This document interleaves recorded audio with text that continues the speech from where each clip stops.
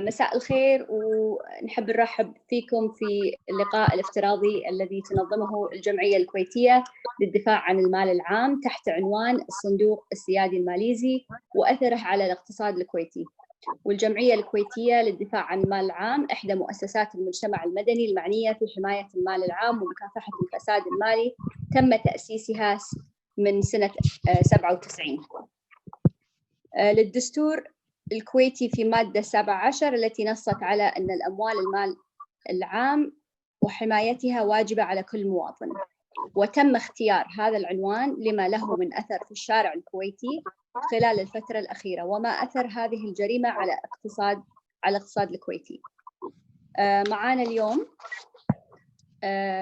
السيد توني بوا عضو البرلمان الماليزي، الدكتور عادل الدمخي عضو في البرلمان الكويتي، كلير روكاسل براون مؤسس موقع سرواك، هافيير جوستو المدير التنفيذي السابق لشركة بترو سعودي والمبلغ عن الفساد في الصندوق السيادي، والسيد شريان الشريان رئيس جمعية المحامين الكويتية، نائب رئيس الجمعية الكويتية سيد عدنان أبل، وأمين سر جمعية المحامين السيد محمد التميمي أستاذ قانون الجزاء في جامعة الكويت، والسيد صالح العجمي رئيس الجمعية الكويتية للدفاع عن المال العام.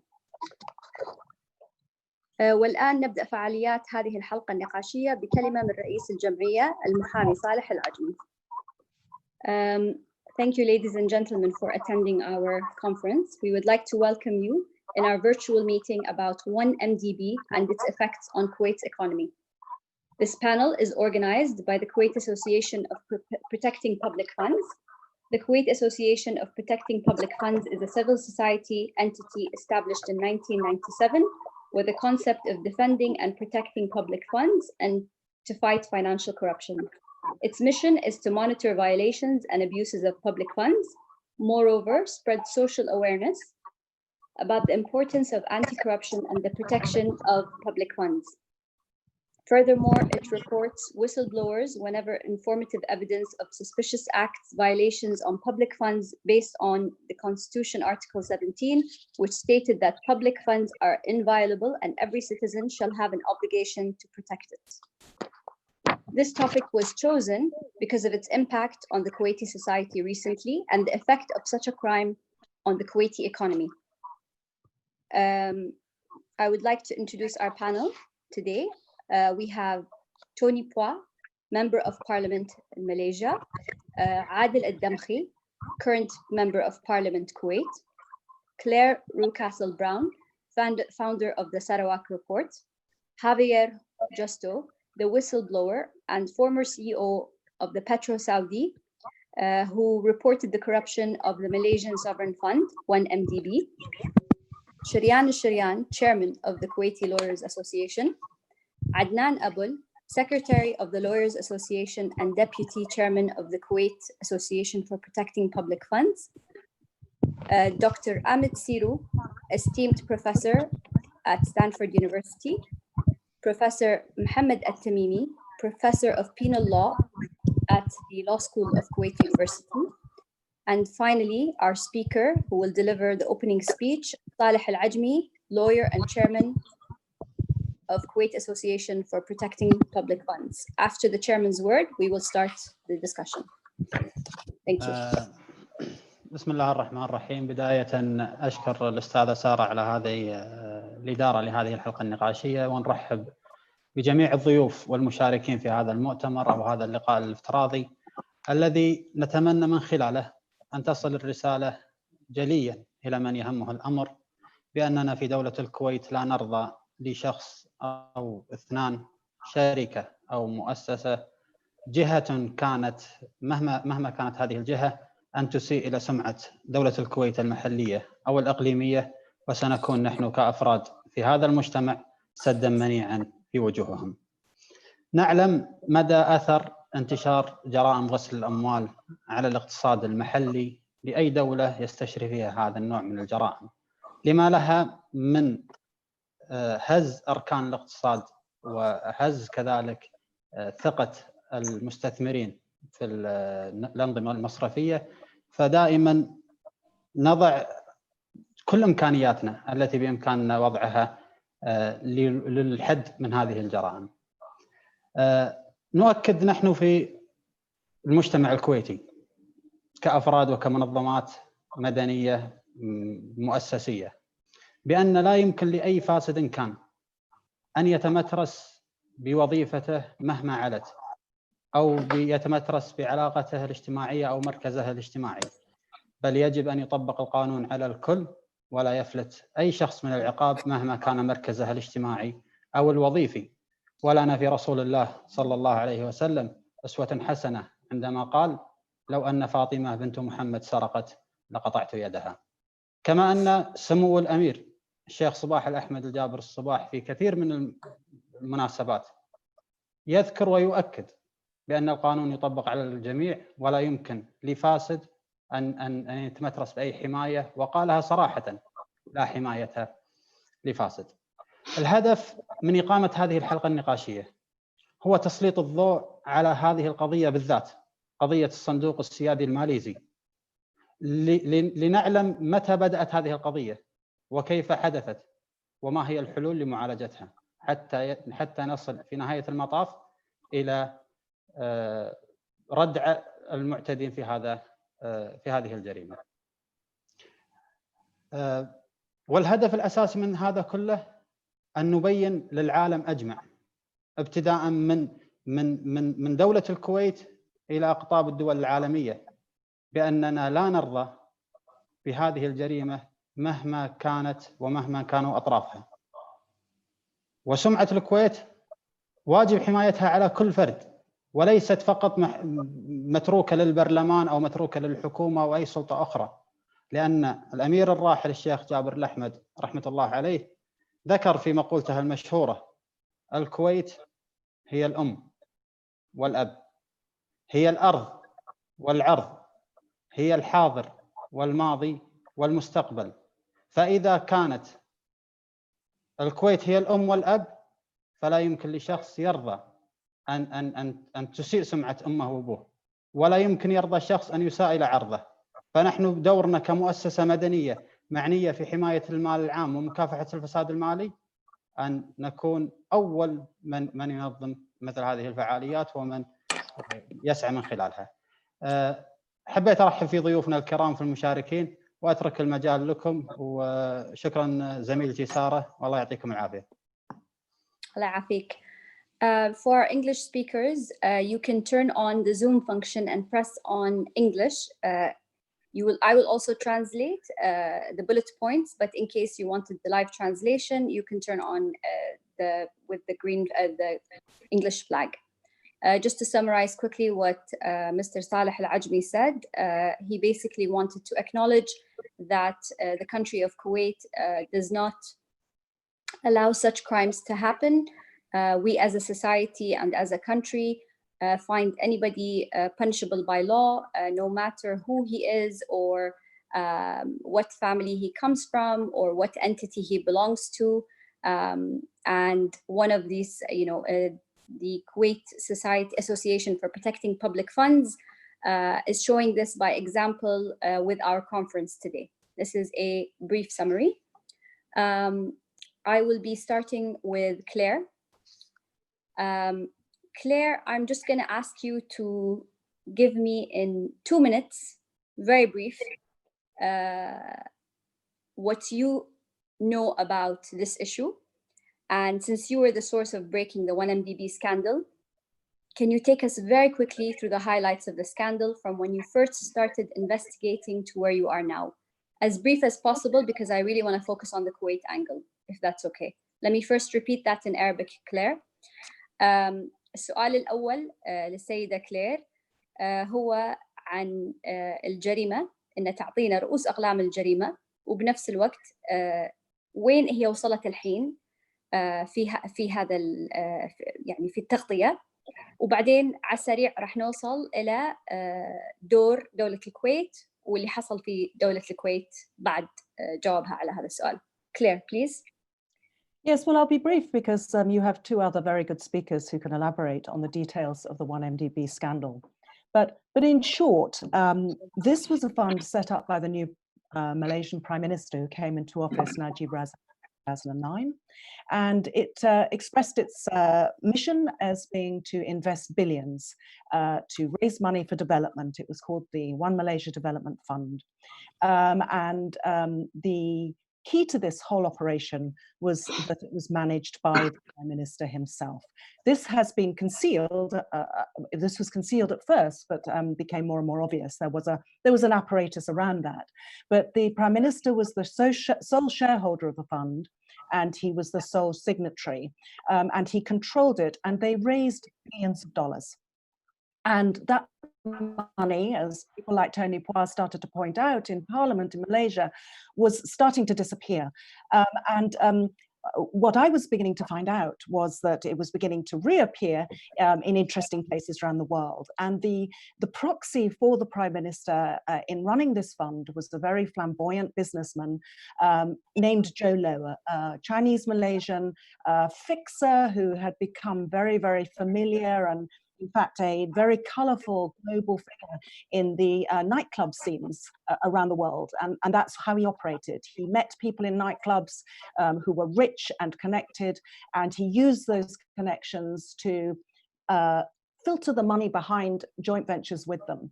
And the signature structures of these money laundering operations was that Joe Low would connect with usually well-known royal Middle Eastern families, who would front up big, supposedly state-to-state enterprises with the Malaysian fund. And then the money would be plowed into these enterprises, and then no one knew where it went. We saw this with a Saudi company, we saw it with an Abu Dhabi company. And I think what's really pertinent to our discussion here today is that by 2016, which is when Kuwait started to be courted in the same way, Joe Low was already notorious. A lot of what he'd been up to had come out. It was being denied in Malaysia, but it had come out and was well known globally. Anyone who had Googled Joe Low at the beginning of 2016, when he first started connecting with senior people in Kuwait who were also royally connected and in a position to provide a front of state-to-state collaboration with China and Malaysia, which is what Joe Low was doing, anyone could Google and see that he had a modus operandi that operated along these lines. And my question is, why did anyone from Kuwait touch Joe Low with a barge pole at this time? He was a fugitive. He was unable to circulate his money through the international system by 2016.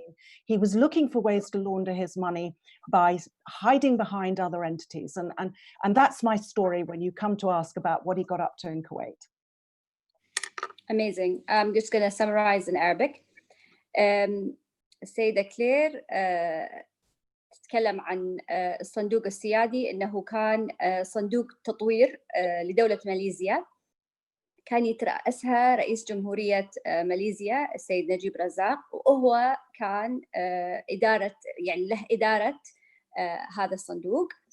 وخلال هالصندوق تعرف على السيد جو لو، وهذا شخص كان المدبر وراء القصة كلها، وغير كذي استعمل نفوذه بأنه يوصل الكويت ويتعاقد مع أشخاص وتجار في الكويت. فسؤال السيدة كلير أن في 2016 كان هذا الشخص اللي هو جو لو كان إنسان منبوذ سياسيا وعالميا، وما قدر أنه يسوي الأشياء اللي قدر أنه يسويها في الكويت عالميا. فسؤالها للكويت، ويمكن الدكتور الدمخي ممكن أنه يجاوب بعدين، أن لماذا يعني استطاع السيد جو لو أنه يسوي الأشياء اللي سواها وقام فيها في دولة الكويت بدون علم أي رقابة أو بدون أي أسئلة.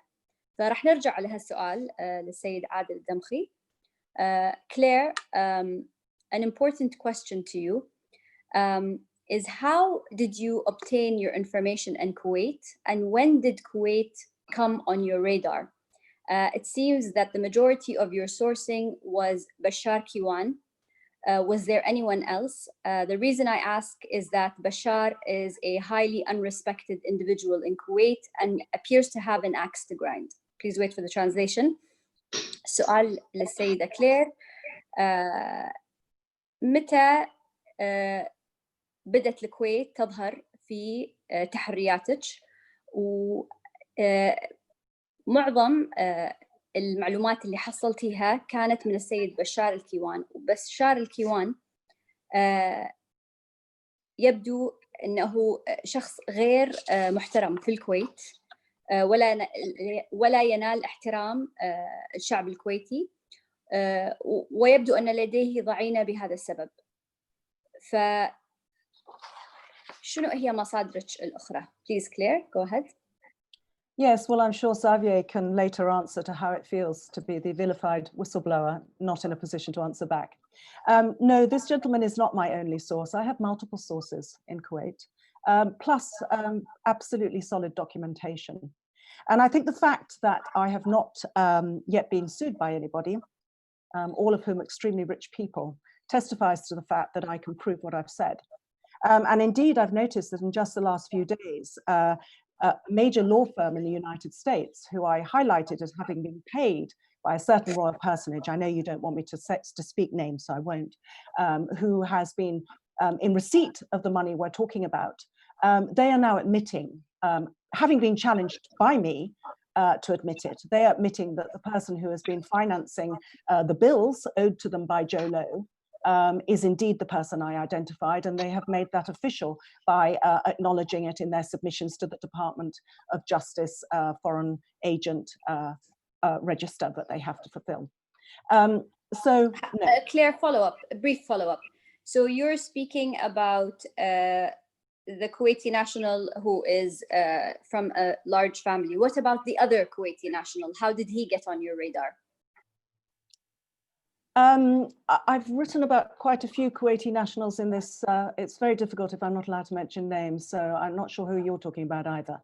The owner of the app, if that helps. I think what is crucial here is that, like any journalist covering a sensitive story of this nature, I have not only relied to an extent on interviews and discussions, but much more fundamentally on documentation. And I have a great deal of documentation that substantiates what I say. And I think the fact that Tony Power in Malaysia is also able to cross-reference a lot of that with the documentation that he has.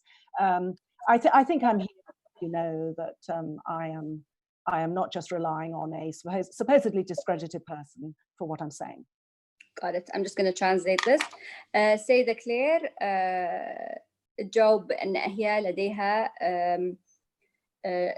وايد أشياء تقدر تثبت فيها اللي حصل، وعندها وحتى في شركة محاماة أمريكية قالت لها هي إن على فكرة فعلا كان في شخص يدفع حق الجريمة ووراء هذه الجريمة، وهي وايد يعني متأكدة من المصادر، وبشار كيوان ليس هو المصدر الأول والأخير لمعلوماتها. Claire, how did the JLO connection begin in early 2016 with the son of a major person in Kuwait, and how did the relationship develop in your opinion? كيف بدأ اتصال JLO في أوائل عام 2016 مع ابن شخص من كبار الشخصيات الرئيسية في الكويت، وكيف تطورت العلاقة؟ Well, it appears that in early 2016, the notoriety of Joe Low, as someone who had an awful lot of money to launder, did not put off certain entities in Kuwait. To the contrary, they reached out to him and were interested in seeing whether he would buy a bank that they had for sale. Now, Joe Low was in the market for passports, banks, and was a well-known operator of the offshore system. He was well known for utilizing the anonymity of offshore companies to send cash through. And he'd been known to say that he was looking for banks to buy so that he could funnel the hundreds of millions that were in his possession that had, and as we later very soon saw, had come from the 1MDB fund. So this family had a bank to sell, and Jolo by May, after negotiations that had started in January, had paid 32 million euros in order to have a 50% stake in that bank, which was extremely helpful, I understand, given a cash flow problem at the time that particular company had. This had started an interchange between Jolo and these royally connected businessmen in Kuwait. He had visited a couple of times in January, February of that year, and made it clear that he was currently dealing with the Chinese, and that he was doing big business with China, and indeed had some major connections looking to develop invest money in Kuwait. And the suggestion was that these businessmen could link with Jolo as the Kuwait facilitators for what became set up as supposedly a Silk Road and Belt initiative by the Chinese government, supported by some major Chinese companies. And Jolo entered into a memorandum of operation with this particular family involved. And present at that event were the Chinese ambassador, senior officials from the Silk Road Initiative in China, senior personages from China, and very senior people from Kuwait, and indeed they visited the Prime Minister of the time and other royal personages during that visit. And a memorandum was set up that was supposed to see $8 billion worth of investment over coming years in Kuwait, which seemed a big deal. This is very much in keeping with what Jolo cooked up in Saudi Arabia, where there was a similar sort of government-to-government supposed initiative involving the son of the then king. It was very similar to what he had cooked up in Abu Dhabi with a strategic investment initiative, supposedly cooked up with the IPIC fund and involving one of the brothers of the ruler of Abu Dhabi as well. This was a classic facade, in fact, behind which other things started to go on between Jolo and these businessmen and their company. And the first thing that we saw happening in April was the sale of the New York Park Lane Hotel, which the FBI was seeking to seize from Jolo. He bought it with 1MDB money. The company from Kuwait transiently agreed to possess that company in order to do a deal that hot-potatoed it on to the ownership of Greenland Properties, a Chinese company based in based in China, which was all presented as being part of the Silk Road initiative with Kuwait. So these deals were developing, and at the same time, I am told, Jolo had made it clear that there were kickbacks due from Malaysia owing to Chinese investments in Malaysia.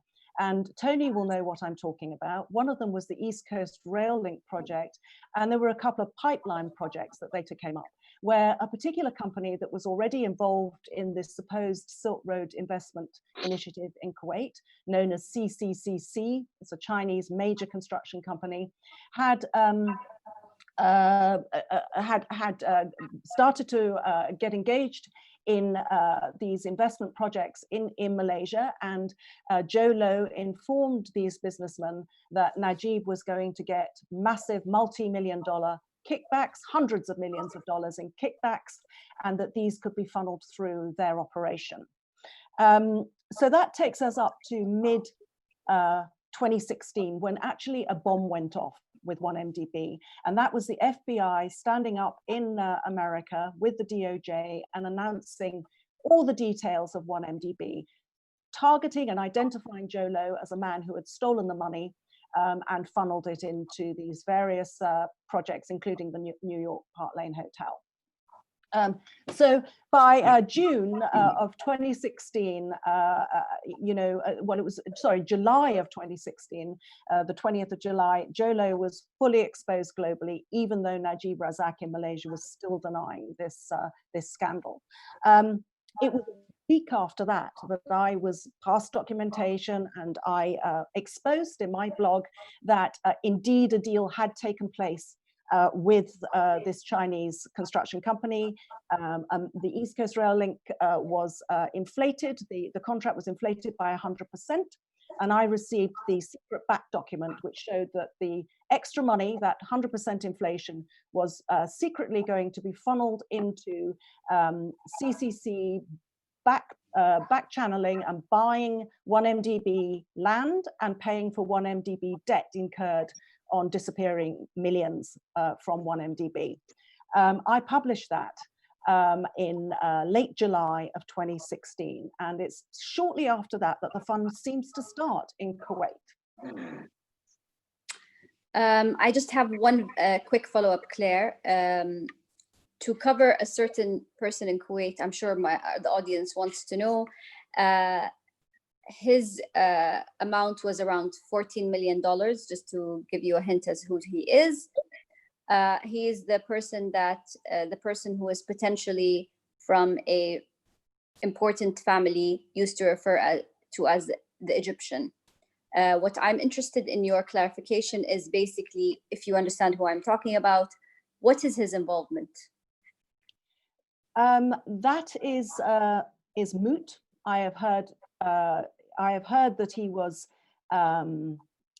an introducer between Jolo and this company in Kuwait. As that's as far as I am able to absolutely ascertain at this point. He also became involved in in one of the accounts that was managing some of Jolo's money. Got it. Just to briefly sum up, do you want to hear about the money that came in? I do. Just to quickly go through it, the first tranche of money that has come in that appears to be linked to the Malaysian kickbacks came in September of 2016. So if I expose the fact that there was this secret deal in late July. In September, I've seen documents that show that 450 million Chinese yuan, that's about $60 million, euros, was transferred by a subsidiary of CCCC based in Hong Kong called True Dragon. Now that came into a company that these businessmen owned called Commonwealth Gulf that had opened a bank account in a newly established branch of a Chinese bank, ICBC in Kuwait. Following on that, the following month was due another 900 million CNY. You're talking about a lot of money. But between those two transactions, there was a rupturing. One of the businessmen fell out with the colleagues, therefore, it would appear that that Commonwealth Gulf ceased to be a conduit for money after that falling out. Later in 2017, you see a second deal in Malaysia that Tony Poir will be able to tell you more about. It was the awarding of 2 pipelines, again to a Chinese state company, not exactly the same CCCC, but to another state-owned construction company, where $2 billion roughly was paid up front by the Minister of Finance, come Prime Minister's office, to the company to construct these pipelines. This was untoward. It was an inflated amount of money. It became subject of legal investigation under the new government, and it was found that this was a punishable offence. However, this money went off, and shortly after that, we see another transfer. It was in August of 2017 by yet another subsidiary of CCCC, this time called Multi-Strategic Investment. And it went into another company named Al Asbar at the same bank, ICBC in Kuwait, owned by the same key royally connected businessman. And at the same time that was going on, the same businessman opened an offshore account in the Cayman Islands for a in that bank for a newly incorporated Cayman Island offshore company that gloried in the name of Silk Road Southeast Asia Real Estate Limited, tying it very closely into the connection that we had already seen built by Jolo and this businessman of a facade of this all being connected with this Silk Road Initiative investment in Kuwait. The reason they were doing that, one suspects, is that every time the money came into the bank, they sent a letter to the bank explaining that it was all part of the Silk Road Investment Initiative in Kuwait. But what we actually know is that the money came from CCCC. It went into the Al Asbar account. It then went into another private account belonging to the shareholder of Al Asbar, the royally connected businessman. It went into his account at ICBC, and it then transferred into the Silk Road Southeast Asia account in ICBC, from where 700 million out of 1 billion was transferred back to the Ministry of Finance in Malaysia to buy land belonging to 1MDB, and it was then used to pay off 1MDB pressing debt repayments, which Tony will know all about. There was another payment. There was another series. There was another company that was opened, and that took in 300 million. It appears possibly from that businessman's account rather than from outside, and another 170 million, according to my information. And I've explained in my report how that money seemed to be filtered to and fro from Jolo connected enterprises. For example, a whole lot went out to a bank that Jolo had bought in Mauritius, called Century Investment Banking, I think, and then came back, and then went out and came back. There was a money laundering investigation into this, triggered by a request from Malaysia in 2018. And the money laundering report that I have seen described these as typical suspicious movements of money in and out of the account in order to apparently perhaps disguise the source of the money. Thank you, Claire. أذكر المشاهدين وأعتذر أن ما راح أقدر أترجم كل اللي قالته كلير، بس رجاءً للترجمة الفورية بليز ضغطوا على العلم الأسباني، راح يكون عندكم ترجمة فورية بالعربي، لأن ما راح ألحق، وآسفة على يعني هالشيء، بس ما راح أقدر ألحق. توني بوا, Member of Parliament of Malaysia, very interesting character. In my perspective, big fan, love your videos. I wish that we had more politicians who were this interesting to watch, is all I would like to say. Like I said, I think SNL is missing out by not having you. I know from my research about you that you worked very hard, went to Oxford, got scholarships, disposed of all your interests in the company you were a CEO of to ensure that you join Parliament, which is a very noble way of, you are genuinely a person who should run for politics, and I'm very happy that you're in your position. My question to you is, how do you feel, or what do you think is your duty toward the outcome of this scandal? What will your actions be as of right now? And please let me just translate the question. السيد توني بوا, بس حبيت يعني أتكلم عن نبذة عن حياتك بسيطة, ألا وهي أنك أنت كنت متخرج من جامعة أكسفورد, وعندما كنت تبي تكون ناشط سياسي وخضت في المجال السياسي, تخليت عن أملاكك والشيرز اللي عندك بالشركة اللي كنت تشتغل فيها, وقررت أنك تخوض في البرلمان. فأنت الحين بعد ما سمعت سالفة هذا الموضوع, وين دورك وشنو راح تكون أفعالك الحين حالا بعد هذا الموقف؟ Hi, thanks Sarah. Thanks for the introduction, very kind introduction. I've been following the 1MDB story since its very early days in 2010. So it's actually 10 years now. before it finally became a full-blown scandal sometime perhaps around 2015, 2016, with lots of assistance from Claire, who seems to be able to get her hands on all sorts of documents that are not available anywhere else. And the scale of the scandal was terrifying. It was shocking that we are talking about $15 to $15 billion, approximately that amount, $12 to $15 billion of the government's money. I'm talking about US dollars, being laundered around the world with absolutely no accountability from the Malaysian people or even the government. In fact, I would say that the previous government, while Najib was the prime minister, didn't even know what he was actually doing with the money.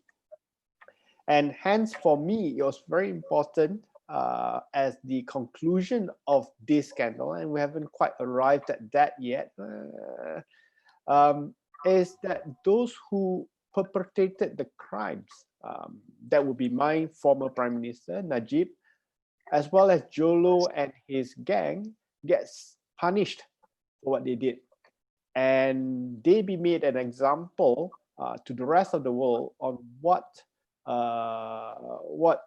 anybody will suffer from in attempting a massive money laundering exercise as they did during those years. I think that would be the most satisfying outcome, I would think, for the Malaysian people that we hope to see and yet to see in this particular scandal.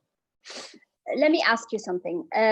When did you first hear of Jolo the character? Was it during the scandal?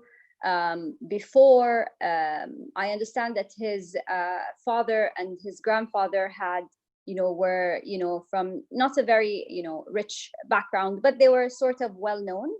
And he really was fascinated by wealth and was interested. So that's part one of my question. The other part is, do you think he's ever going to be punished? Do you even know where he is right now?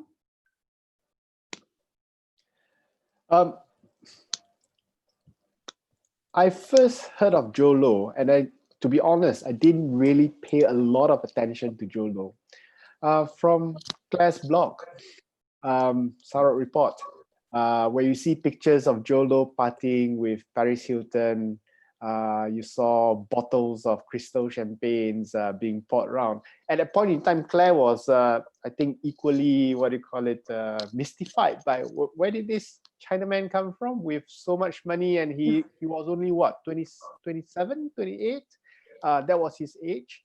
I saw it, I read it with interest, but I didn't pay a lot of attention to it because I didn't link his money to 1MDB, which I was looking at. I was more interested in where the government money is going.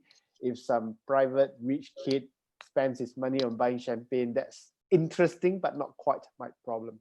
So it's only a fair bit later, perhaps in 2014, 2015, that I with assistance from Claire, that we started getting the link between Jolo and 1MDB, and how Jolo was the key pivot in helping 1MDB park his funds all over the world, starting with a company in Saudi Arabia, Petro Saudi, followed by subsequently the IPIC in Abu Dhabi, International Petroleum Investment Corporation of Abu Dhabi.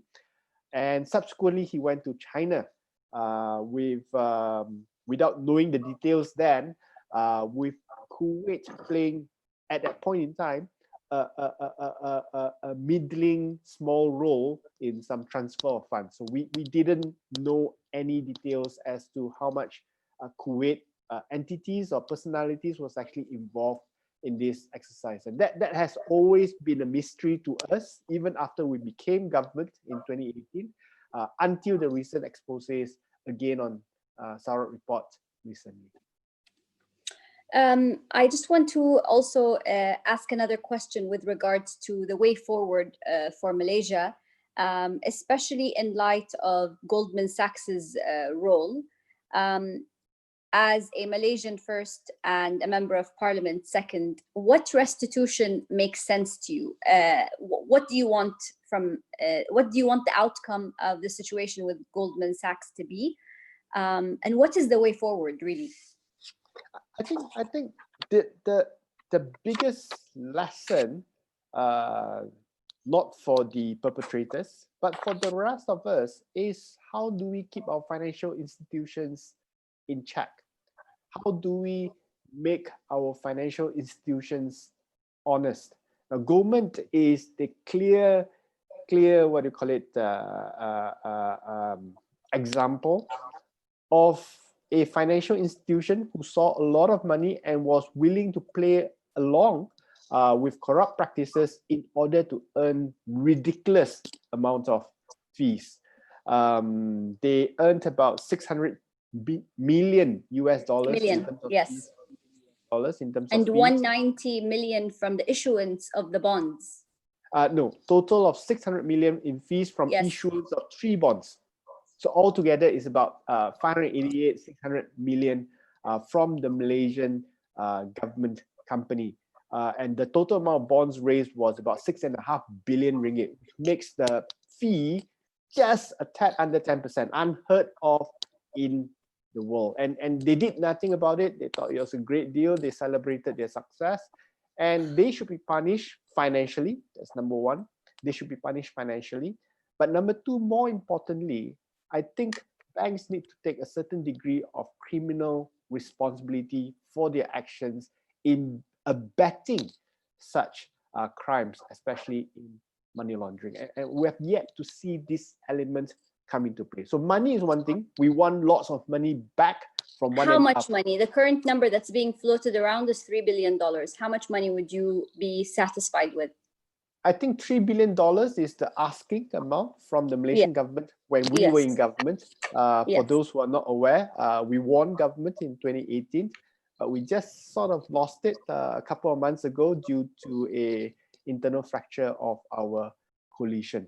So, but the amount of money we wanted was just about 3 billion, which of course Goldman Sachs refused to agree to. And that process is still being negotiated between the new Attorney General and Goldman Sachs. So we have no clarity on we have no sight of what they're actually negotiating on. But to me, there's another element that is perhaps not yet explored, especially with regards to the Kuwaiti angle. That is, the money is being channeled subsequent to all this big US bank scandal. The money was subsequently being channeled via Chinese banks. And in this case is ICBC, International Construction Bank of China, if I'm not wrong. Industrial and Commercial Bank of China, ICBC. The money from China was used to purchase a piece of land from 1MDB in Malaysia.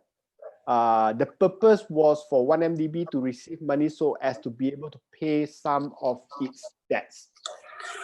Now, so the money from China went to ICBC Kuwait, and then from ICBC Kuwait went to ICBC in Malaysia, Kuala Lumpur, which was then immediately transferred to ICBC in Abu Dhabi, to the account owned by IPIC of Abu Dhabi.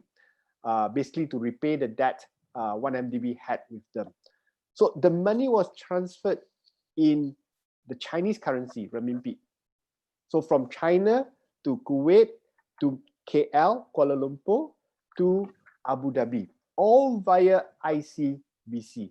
And the source of funds, as mentioned by Claire earlier, appears to come from Malaysia, where Malaysia awarded big contracts to some companies in China, who then laundered the funds via the Chinese financial institutions, passed it to Kuwait with collaborations from certain Kuwaiti individuals before coming back to Malaysia and going to Abu Dhabi. Now, that particular transaction, the bank involved must be investigated.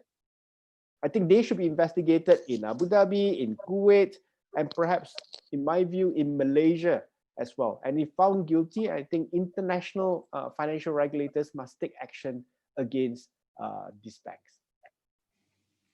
Thank you, Tony Pua.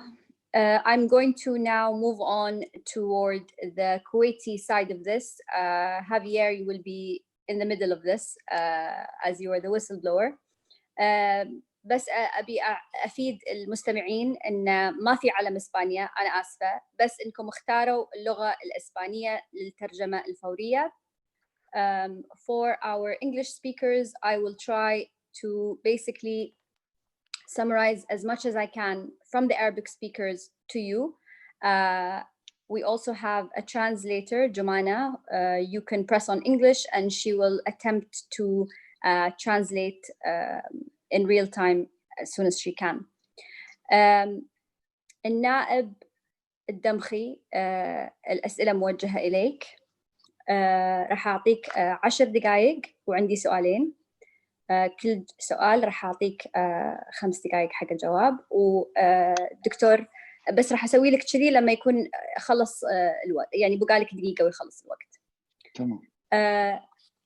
جريمة الاعتداء على الصندوق السيادي الماليزي امتد أثرها إلى دولة الكويت في الفترة ما بين 2017 إلى 2018. وفي مايو 2020 أحال مجلس الوزراء الكويتي بعض المتهمين إلى الجهات الرقابية تمهيداً إلى إحالتهم إلى النيابة العامة.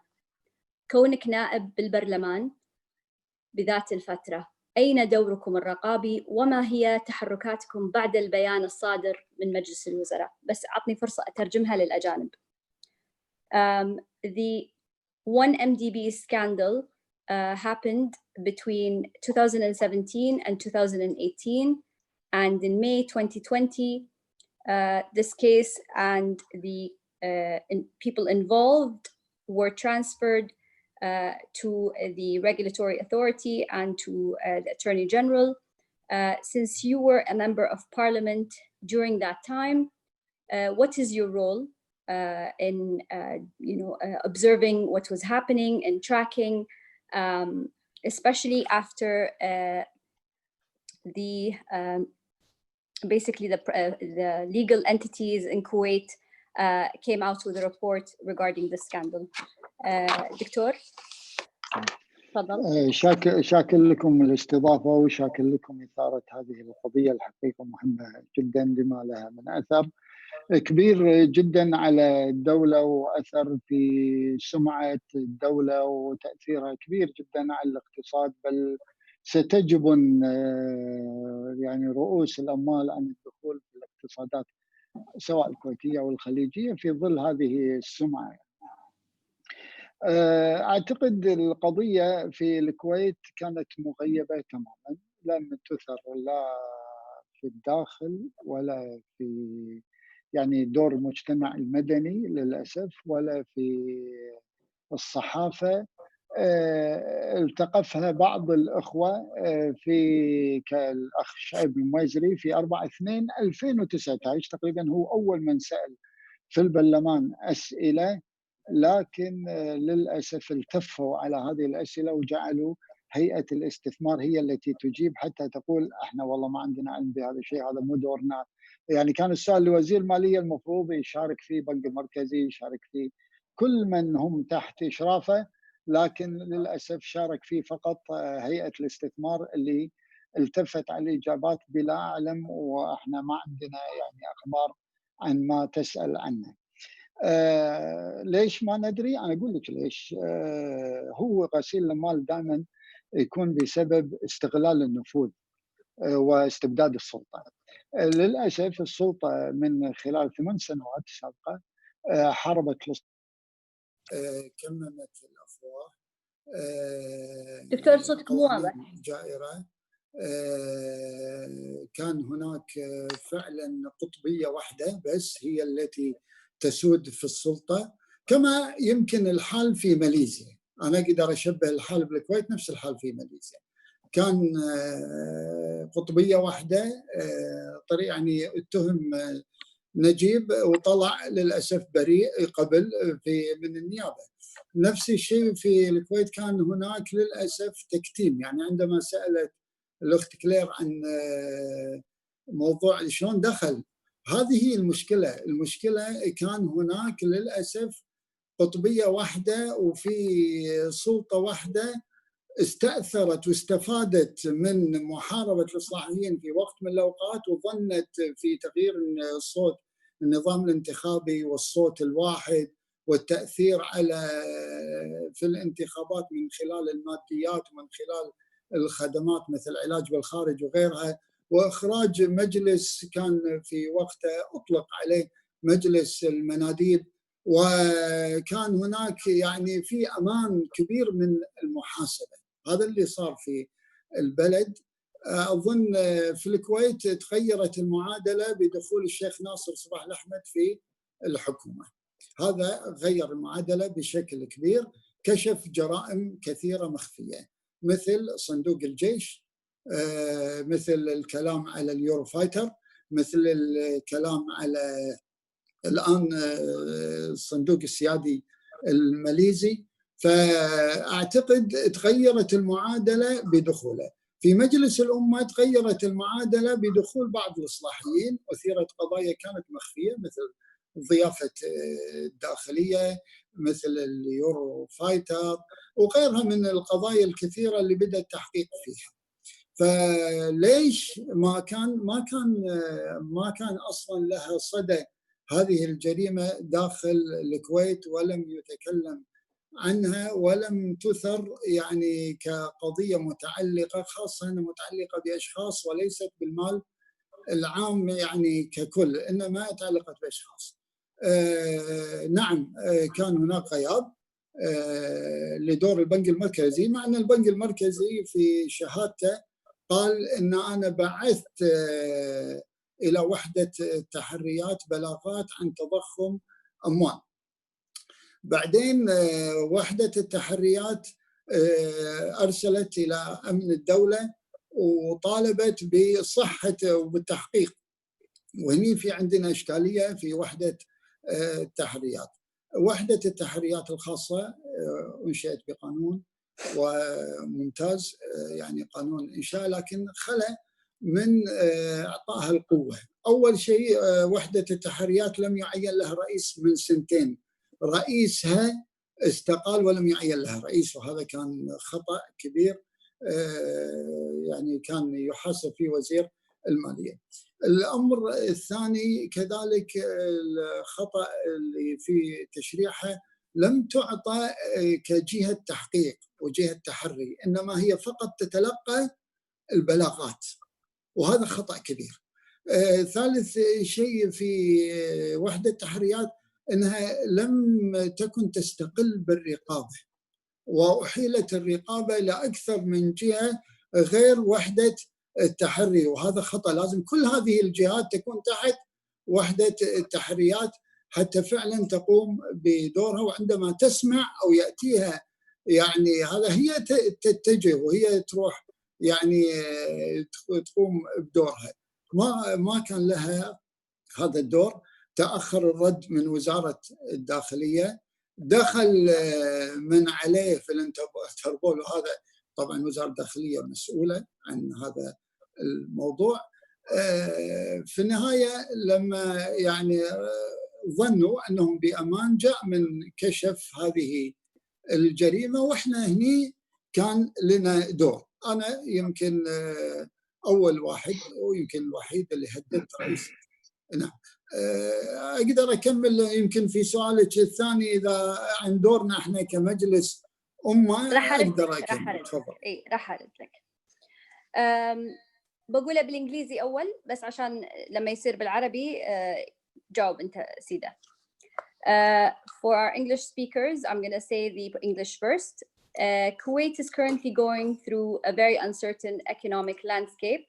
One of the major issues that has not been addressed by Parliament is support for small businesses. Example, the current rent situation for those in offices and yet this topic did not get as much media coverage as the chalet discussion that happened yesterday. What I mean by the chalet discussion is that for those of you who don't know, yesterday there was an issue that was basically said to the Kuwaiti citizens with regards to what people should be wearing or not wearing on the beach. What is the parliament's priority and how do you set your priorities? Everyone was wondering why there was no parliamentary role to tackle such an issue. For example, we saw the rapid speed and response to the issue of the chalets and what is happening on the island of Kubbar. We are not currently in the process of discussing this issue and whether it's relevant or not. But our point is that the parliamentary move on the subject of the Malaysian Sovereign Fund was different from the rest of the issues. That is, the reaction of the Malaysian Sovereign Fund did not capture a strong and noticeable reaction from the parliament. Why is the reaction to the 1MDB, which is a dangerous, sensitive subject, not of the same speed of movement and parliament pressure?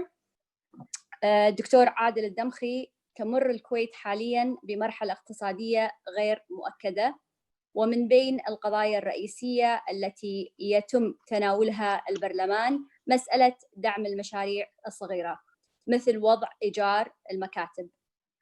ومع ذلك لم يحصل هذا الموضوع على تغطية إعلامية بقدر ما حصل على تغطية الإعلامية عن مناقشة قضية الشاليهات التي جرت أمس. ما هي أولويات البرلمان وكيف تحدد أنت أولوياتك؟ فالجميع كان يتساءل عن سبب غياب الدور البرلماني. فعلى سبيل المثال رأينا كيف كانت ردة الفعل والاستجابة السريعة لموضوع الشاليهات وما يحدث في جزيرة كبر، ونحن الآن لسنا بمعرض أو بصدد مناقشة هذا الموضوع، ولكن تحفظنا هو أن التحرك البرلماني على موضوع الصندوق السيادي الماليزي كان مغايرا لبقايا المواضيع، بمعنى أن صدى الصندوق السيادي الماليزي لم يستحوذ على ردة فعل من البرلمان بشكل قوي وملحوظ. فلماذا لا يكون التفاعل مع موضوع الصندوق الماليزي هو موضوع خطير وحساس بنفس سرعة التحرك والضغط النيابي؟ طيب، أول شيء يعني بالنسبة لقضية الشاليهات، هذه قضية صارت يوم يعني قدمنا اقتراح برغبة بسبب شكوى الأهالي وغيرها، واليوم للأسف اكتشفوا قضية مخدرات كبيرة داخل هذا بعد تشديد الرقابة. ما له علاقة، أحيانا تهتم في قضايا طارئة بالقضايا الكبيرة واللي تهم اقتصاد البلد كالمشاريع الصغيرة والمتوسطة. يمكن احنا كنا من أكثر ضاغطين في هذا الموضوع لحل لهم وتوفير، وقوانين اللي صدرت من هذا المجلس هي أكثر قوانين داعمة للمشاريع الصغيرة والمتوسطة. اليوم لا بس عفوا ومن غير مقاطعة كلامك يعني لا بالخير، مسألة المشاريع الصغيرة وأنا من الناس اللي اشتغلت على هالموضوع بالذات، إن الحكومة على طول قالت حق المحلات إن على فكرة وضغطت على المجمعات إن هي مثلا ما تحاسب الناس على الأجار، مع أن المكاتب أنا واحدة منهم أملك مكتب في الديرة، ما شفت إنه صار في والله البرلمان قال ها يلا بسرعة يعني راجعوا هالموضوع وايد مهم. فالأشياء اللي ليش إحنا نطرح هالسؤال بالذات هو مو موضوع شاليهات كثر ما هو موضوع إن إحنا الحين في أزمة حقيقية، أزمة كورونا مو أزمة عادية. يعني الكويت قاعد تنزل. أنا بس أستأذنك لو سمحتي، يعني الموضوع إذا إحنا بنروح حق المشاريع الصغيرة والمتوسطة موضوع متشعب، وأنتم اليوم موضوعكم في موضوع الصناديق السيادية 100%. لكن أنا أقول لك يعني بالنسبة للمشاريع أنا اليوم موقع على طلب مناقشته وقوانين الإيجارات وغيرها في الجلسة القادمة. اليوم قدمنا كتاب في هذا الموضوع بعد الجلسة الأخيرة، ونعتقد أن الجلسة الأخيرة اللي صارت في مسرح المجلس غير فعالة وما لها تأثير كبير. أروح للصندوق السيادي الماليزي. الصندوق السيادي الماليزي أول ما سمعنا فيه أنا قلت لك وجهت تهديد مباشر خاصة بعد تقرير سرواك وغيره ودخول الأسماء، وهذا وجهت تهديد مباشر لرئيس الوزراء في يوم 20/5. قلت إن إذا لم تتخذ الحكومة أي إجراء فأنا مضطر إلى مساءلتك سياسيا في هذا الموضوع اللي يضر بسمعة الكويت الدولية. في 21/5 أظن يوم الخميس كان، أصدرت بعد طبعا حتى كلام من كثير من الأخوة الأعضاء اهتموا في الموضوع، أصدرت الحكومة الكويتية تعهد بملاحقة هذا الأمر، مع أنه من 2 وما كان أي تحرك للأسف. ظهور من كما قالت 2016 و2017 2018. الحمد لله بعد هذا تعهدت وتفعيل كل الجهات الرقابية في الدولة وتحويل الموضوع للنيابة. انتظرنا فعلا وصار في تحرك، وزارة الداخلية ردت بالفعل، وبعدين صار كذلك وحدة تحريات حولت البلاغ إلى الجهة اللي هي التحقيق اللي هي النيابة العامة، وكذلك ألحقت هذا ببلاغ مكمل بعد المعلومات الجديدة عن شركات جديدة وأسماء جديدة بالموضوع ظهرت وألحقت كذلك وبعثت للنيابة. وشفنا في الاستجواب المقدم الأخ رياض العدساني الكلام عن الصندوق السيادي الماليزي وما عنده من معلومات يعني أظهرها فيها زيادة، وتعهد وزير المالية بإيصال أي معلومة جديدة كبلاغ مكمل مباشرة إلى النيابة. هذا الموضوع أنا أعتقد أخذ حصله. فوق هذا ما اكتفينا بهذا الأمر، طبعا وجهت أسئلة كثيرة في الموضوع الصندوق السيادي الماليزي من الأخوة النواب. احنا طالبنا بلجنة تحقيق برلمانية فوقنا في النيابة، لكن نعتقد أن كثير من المعلومات خاصة لماذا دخل في وقت كان ممنوع، لماذا لم يبلغ محافظ البنك المركزي في أشياء تمت في السابق، لماذا أخفت بعض البنوك هذه التعاملات، البنك الصيني في الكويت وأثره كما قال الأخ العضو في ماليزيا نفس الشيء. هذا كله راح يكون تحت مظلة التحقيق في الصندوق السيادي الماليزي وما يعني متعلق فيه من غسيل أموال وأثره على البلد. أعتقد البرلمان قام بكل أدواره عندما علم في القضية، لكن في السابق بس سؤال أخير بس على الموضوع نفسه، هل اطلعتوا على صورة من البلاغ؟ أنا ما اطلعت على صورة من البلاغ اللي قدم إلى هذا. أنا أعتقد في لجنة تحقيق البرلمانية ستكون الدولة مضطرة إلى إبلاغنا. هو في صفة السرية في عمل وحدة التحريات الخاصة وعدم التدخل حتى يعني من أي كائن كان، بل في هناك عقوبات وتحتاج كذلك التعديل في هذا الموضوع، لأن صار تعديل بعد ذلك. ما أريد أدخل في التفاصيل، لكن إنه ما يدخل أحد في يعني معلومات هذا الجهاز ويتحول للنيابة. لكن نحن علينا إذا شكلنا لجنة تحقيق أن نكون يعني شفافين في إظهار هذا البلاغ. وكذلك نحن نذكر أن وزير المالية تعهد بأن أي معلومة تصله سيضمنها كبلاغ مكمل إلى يعني النيابة كدور حكومي يعني نشط في هذا الموضوع. يعطيك العافية. We go back to our panelists. للتذكير راح أتكلم الحين باللغة الإنجليزية، راح أعيد السؤال بالعربي، واللي يحتاج الترجمة الفورية الرجاء إنه يضغط على اللغة الإسبانية. Javier, glad you're with us. I have a question that's special to my heart as a person who's very interested in the arts. The Edge wanted to give you as collateral a very expensive painting from Monet. Can you tell us which Monet it was?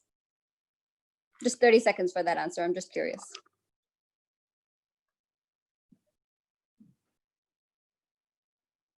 Javier?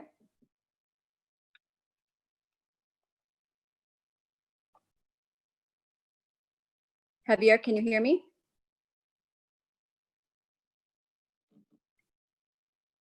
فواز بس تدز له مسج لأن شكله ما يسمعني. أعتقد أنها مشغل الترجمة بس. Javier, can you hear me? Yes, sorry. Yes. Okay. All right. I'm so sorry. I was saying, it's okay, no worries. I was saying the Edge wanted to give you as collateral, as a guarantee, a very important painting from Monet. Any chance you can tell us which Monet it was? No, I'm so sorry. I have no idea. I saw the painting last year in his offices, but I'm not good with art, so it's a genuine Monet, of course, but I have no idea either the You know name. how much it's worth? Any chance you know how much it's worth? I didn't ask, honestly. Javier. السؤال كان حق السيد هافير إنه كان جريدة الإدج كانت تريد أن تمنحه كضمان لوحة مكلفة جدا من موني، فسألته أي من اللوحات كانت. All right. A very dramatic part of your story was the part where you were in jail. Can you just walk us through what happened next? And let me just say this in Arabic. أين كنت منذ وقتك في السجن وما الذي حدث بعد ذلك? Please answer us, Javier. So after 18 months in a Thai jail, whatever comes after, it's happiness. So did they at least give you good Thai food? Well, not really, but I don't want to complain too much. Because it's my favorite cuisine, so I'm curious. Don't go to a Thai jail for a fine cuisine, believe me. All right. So where have you been, really? So after my release in December 2016, of course, I spent like probably 6 to 8 months on holidays with my family because, as you can imagine, I miss them a lot. So we traveled through Europe. After that, we filed criminal complaints against some of the biggest criminals I've ever met, Mr. Tarek Obeid and Mr. Patrick Mahoney, who were the head of Petro-Saudi, the infamous company. So that took time. And Javier, why are the two main people that you just mentioned from the Petro side not in jail? And what is the current situation in Switzerland regarding the 1MDB Petro-Saudi case? If you can just enlighten us all. Yes. Just to say this in Arabic. لما أهم شخصين من قبل شركة البترو السعودية ليس بالسجن كما هو قضى وقت في السجن، وما هو الوضع في سويسرا بخصوص قضية الصندوق السيادي الماليزي مع شركة البترول السعودية العالمية؟ That's a very good question. I am a Swiss citizen, so I love my country, but we are, I think, the oldest democracy in the world, but there is something here that is very disturbing, is that a financial crime is not really regarded as a strong crime. You have more chances to go to jail here in Switzerland if you are drunk driving of this kind of minor offenses. They have been under investigation for more than 2 years. Malaysia issued a red warrant against them I don't remember, a few months ago. They are still free to go. They are moving around, spending still Malaysian money, not their own money. Were they able to cancel your wedding? I read somewhere that they were trying to cancel your wedding. They tried, but I love my wife so much to have anything that could. And you guys had a party still? You still had the party? What party? Yes, of course. Your wedding party. Yes, sorry. Okay, yeah, they couldn't destroy my wedding. Even 18 months in jail could have destroyed my wedding. So I think. I'm so glad. Yeah. So the problem, Switzerland don't consider financial crimes are very big crimes. They have the tendency to forget that, particularly with the 1MDB affair, a financial crime has some other consequences. It's the blood crimes. Kevin Morais was killed. The father of Pascal Najadi, Hussein Najadi, was killed. I was sent to jail. So those are blood crimes. The culprits must go to jail one day. But you should have asked the Attorney General of Switzerland to join us and give some explanation why these two people are still walking free in Switzerland, even with a red warrant request from Malaysia. So this is, for me, as a Swiss citizen, is very disturbing, and I don't want to use strong words, but very disgusting. And how do you think, you mentioned in your interview that you have no clue how Claire found you. Claire, I'm going to bring you back into this. How did you find Javier? Tell him the truth, because he seemed to not know, and he thinks that you found him from attending some events. Well, journalists owe a duty of anonymity to people who don't want to be identified as sources for obvious reasons. So often a journalist ends up picking up the phone and saying, I can't tell you who gave me your number, but I have it. And I hope that you'll respect that. And Xavier has never asked me. So, you know, I'm not going to answer you on that one. I'm just glad that you found my number.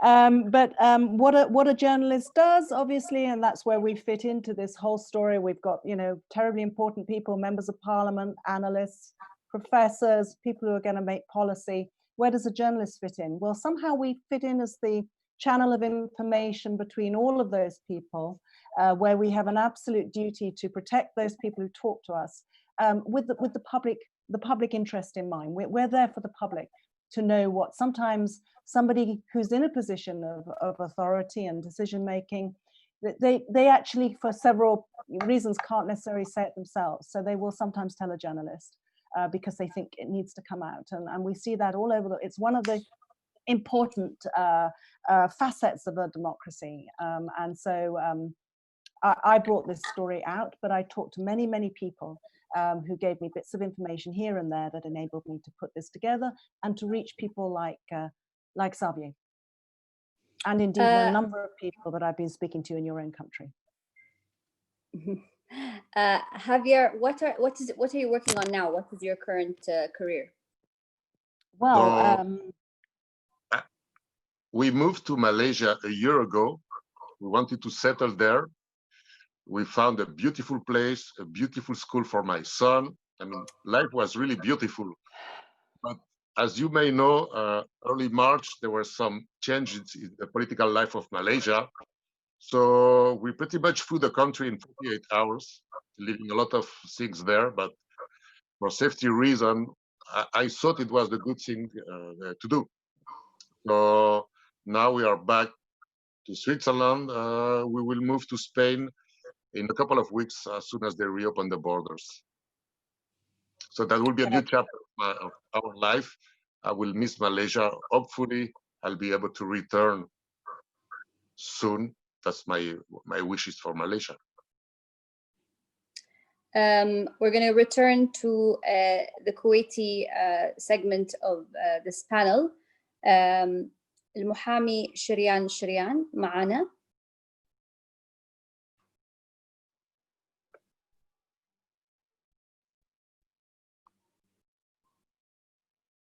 فواز لو بس تكلمه عشان يكون معنا على الخط.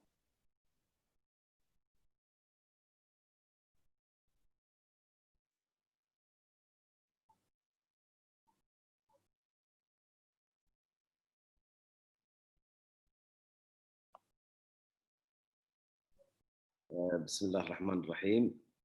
سامعيني؟ سامعينك، حياك الله. بسم الله الرحمن الرحيم. بداية أنا سعيد في دائما ما نسعى احنا في جمعية المحامين أن نذهب يعني في من خلال هذه الملتقيات ومن خلال أيضا الندوات المباشرة لكشف أي أمر متعلق ويمس المال العام محاولة لإيصاله إلى الرأي العام ومن ثم يعني متابعة السلطات لهذه القضايا. أنا أعتقد اليوم إحنا في نقطة جوهرية، هذه النقطة التي أصبحت اليوم تحت رقابة الرأي العام الدولي وليس الرأي العام الكويتي في مثل هذه الجريمة. هذه الجريمة أنا أتصور أنها جريمة يعني تمس سمعة أي دولة، وأنا علمت بخطورة هذا الأمر عندما تم استدعائنا من قبل وزارة الشؤون الكويتية والتحقيق معنا من قبل أحد المستشارين الوافدين في هذه المسألة بفتح محضر تحقيق، وطلب منا إلغاء هذه الندوة. ولكن طبعا احنا كنا ناويين حقيقة لم تتراجع وزارة الشؤون عن هذا الموقف أن نقدم استقالات جماعية من جمعية المحامين وكذلك من جمعية المال العام، لأن هذه الأمور ليست أمور ملك السلطة بل هي ملك رقابة الرأي العام. نحن لسنا طلابين مناصب ولسنا أيضا من يحاول أن يخفي مثل هذه الجرائم التي تمس سمعة وطني وتمس سمعة أيضا الوضع العام للمال العام الكويتي. السؤال حقيقة أنا بصفتي رجل قانون اليوم سأبحث يعني النقطة القانونية في هذه المسألة. احنا في الكويت لدينا أجهزة رقابية كثيرة، هذه الأجهزة متمثلة في قوانين تنظمها. يمكن احنا من أكثر دول العالم لدينا نصوص قوانين تحارب الفاسدين وسراق المال العام ومن يغسلون الأموال العامة ومن يبتزون البشر ومن يتعسفون في استخدام السلطة. ولكن للأسف الشديد احنا لم نشاهد مسؤول كبير ذو نفوذ يقدم للمحاكمة إلا ندر، وهذه الندر نضع عليها علامة استفهام كبيرة جدا حقيقة. والحين أنا أيلك بالسؤال بالضبط عن هذا الموضوع، فيعطيك العافية. حقيقة أنا في هذه المسألة تحديدا عندما نقول الصندوق السيادي الماليزي يجب أن نقدم تحية، حقيقة تحية كبيرة جدا. وإن كان الرئيس نجيب المشارك في هذه الجريمة مع رجل الأعمال جولو قد فلتوا في أول مرة من العقاب بتلاعب ببعض التحقيقات، ولكن في 2018 كان أول قرار يتم اتخاذه من قبل الرئيس المنتخب مهاتير هو إقالة النائب العام وإقالة مفتش الشرطة وعمل تحقيق.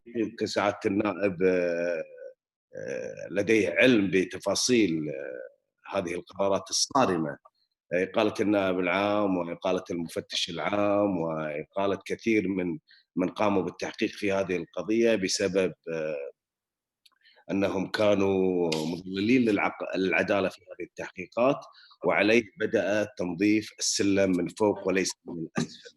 كانت هذه القرارات الصارمة، هذه القرارات التي جعلت كل شخص في المجتمع الماليزي الآن يراقب هذه القضية بدقة.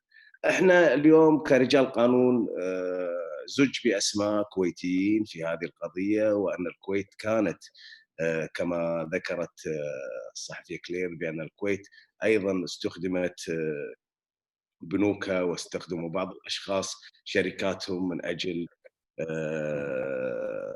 إخفاء هذه الجريمة أو من أجل غسل أموال هذه الجريمة التي انتقلت من كذا نطاق دولي. يعني أعتقد هي بدأت في ماليزيا والولايات المتحدة الأمريكية وجزر العذراء والسعودية والإمارات وأبو ظبي. كل هذه الدول اليوم يعني يجب على سلطاتها أن تبحث عن الأشخاص الفاسدين الذين ساهموا. إذا تسمح لي أبي أسألك سؤال مهم بطرحه باللغة العربية وبالإنجليزية.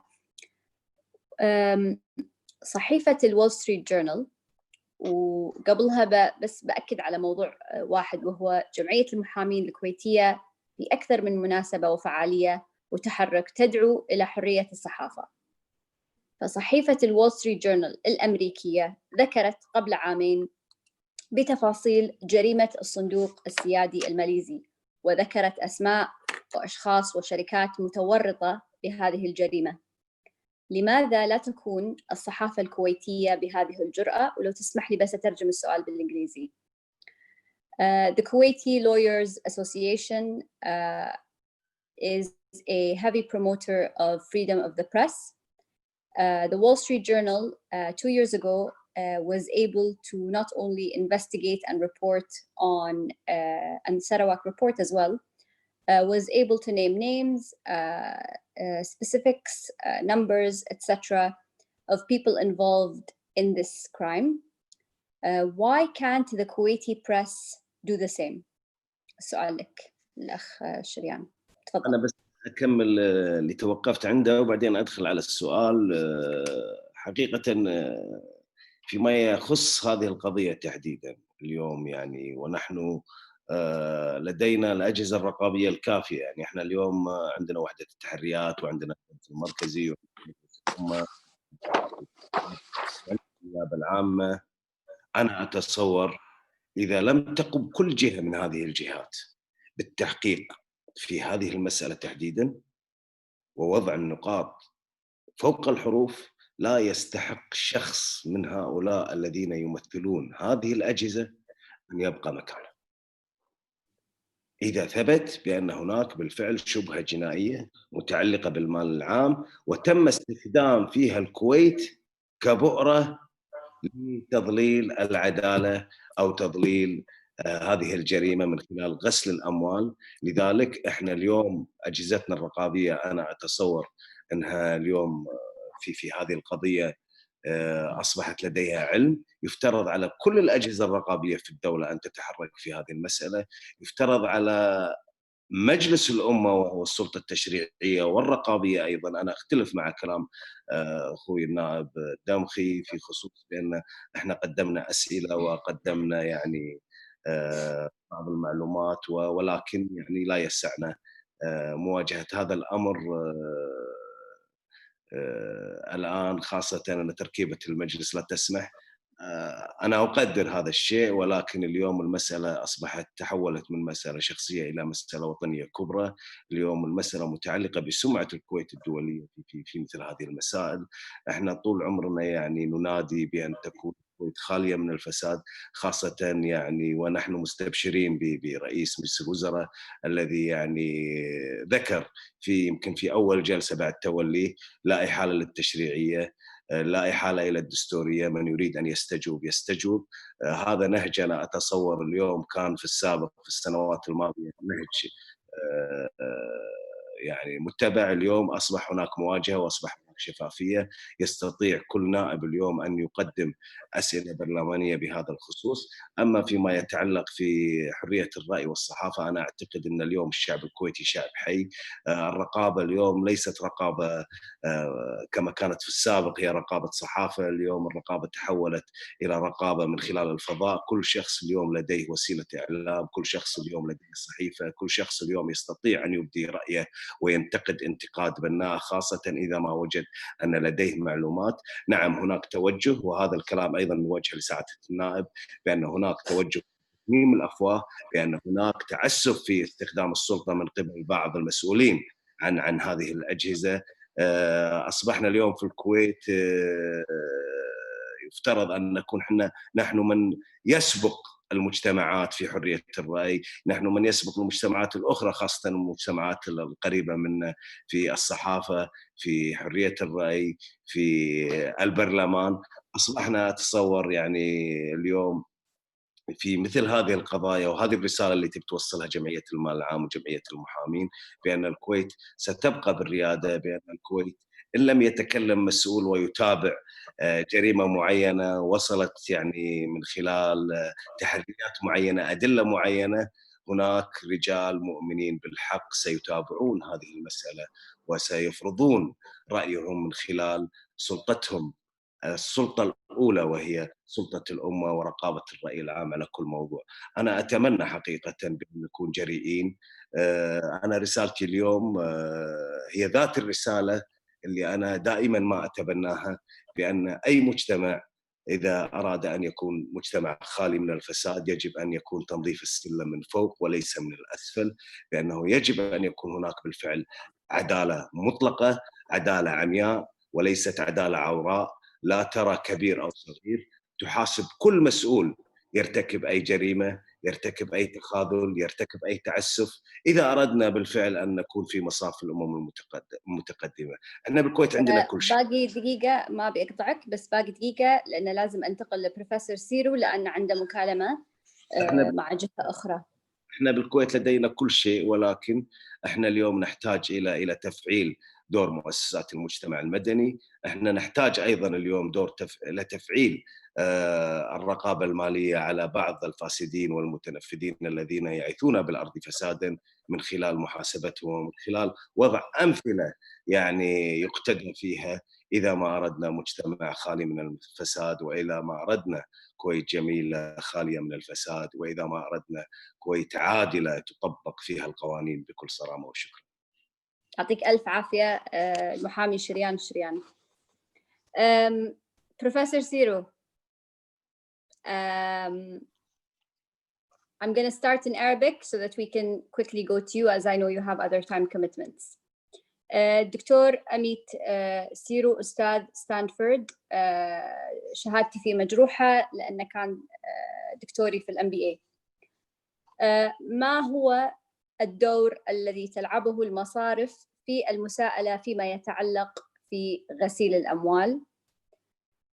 والسؤال الثاني راح يكون في ظل العلامات التحذيرية العديدة التي تشير إلى الاحتيال إن لم يكن السلوك الإجرامي غدا جولدمان ساكس بالمبلغ الباهظ الذي بلغ $600 مليون لوضعها $6.5 مليار في 3 عروض سندات بلا عطاءات على مدى 10 أشهر في عام 2012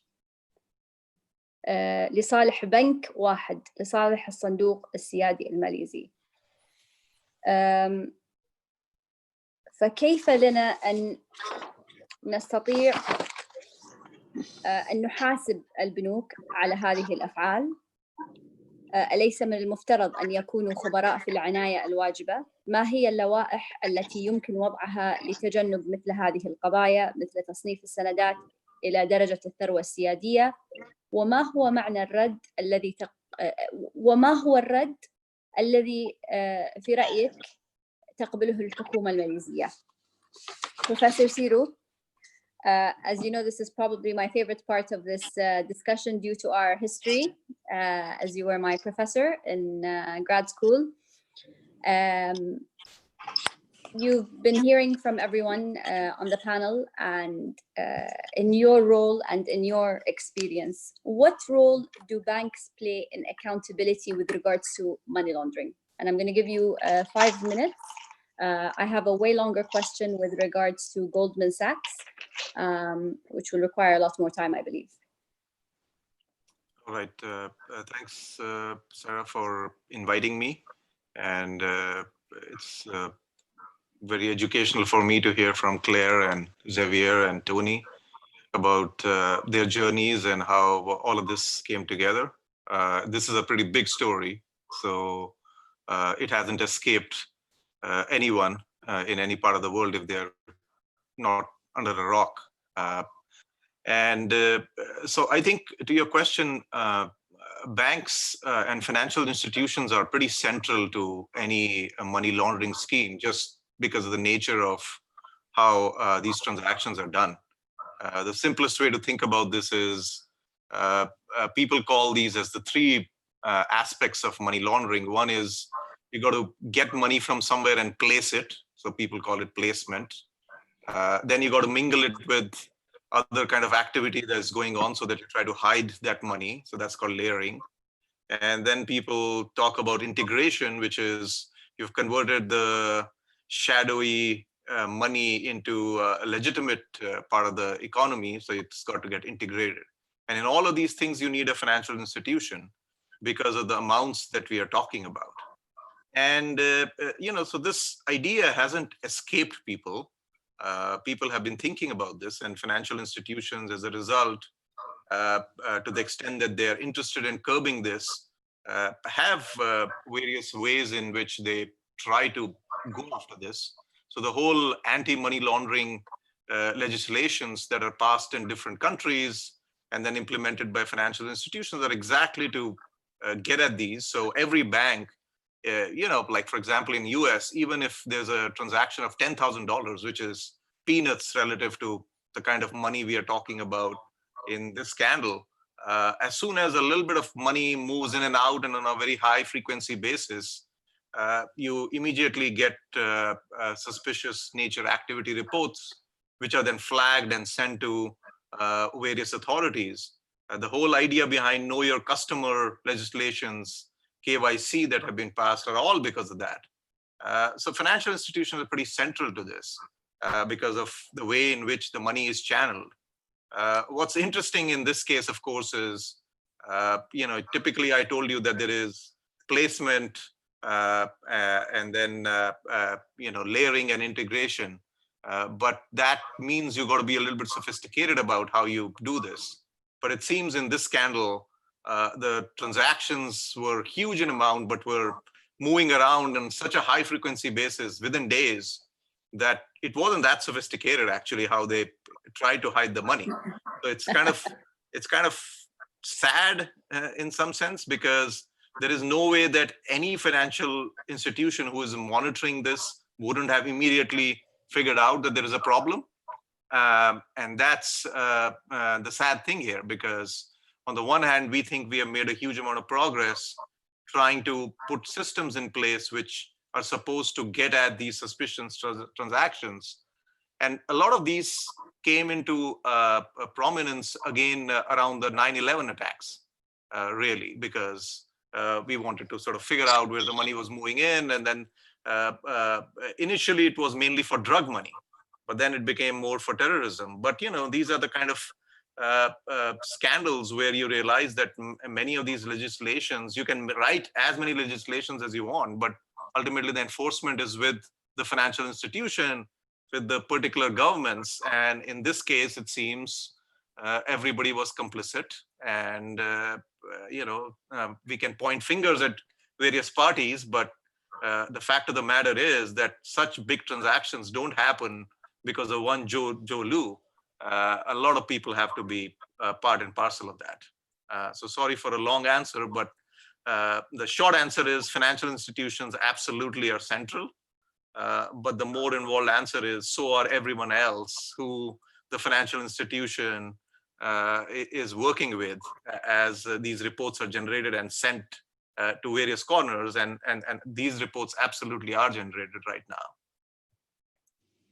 Great. Follow-up.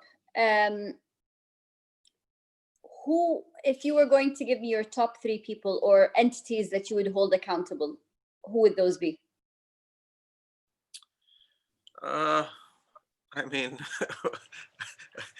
there are simply... Is this Leonardo DiCaprio for being in Wall Street? Like, maybe. Is it Miranda Kerr who received the necklace?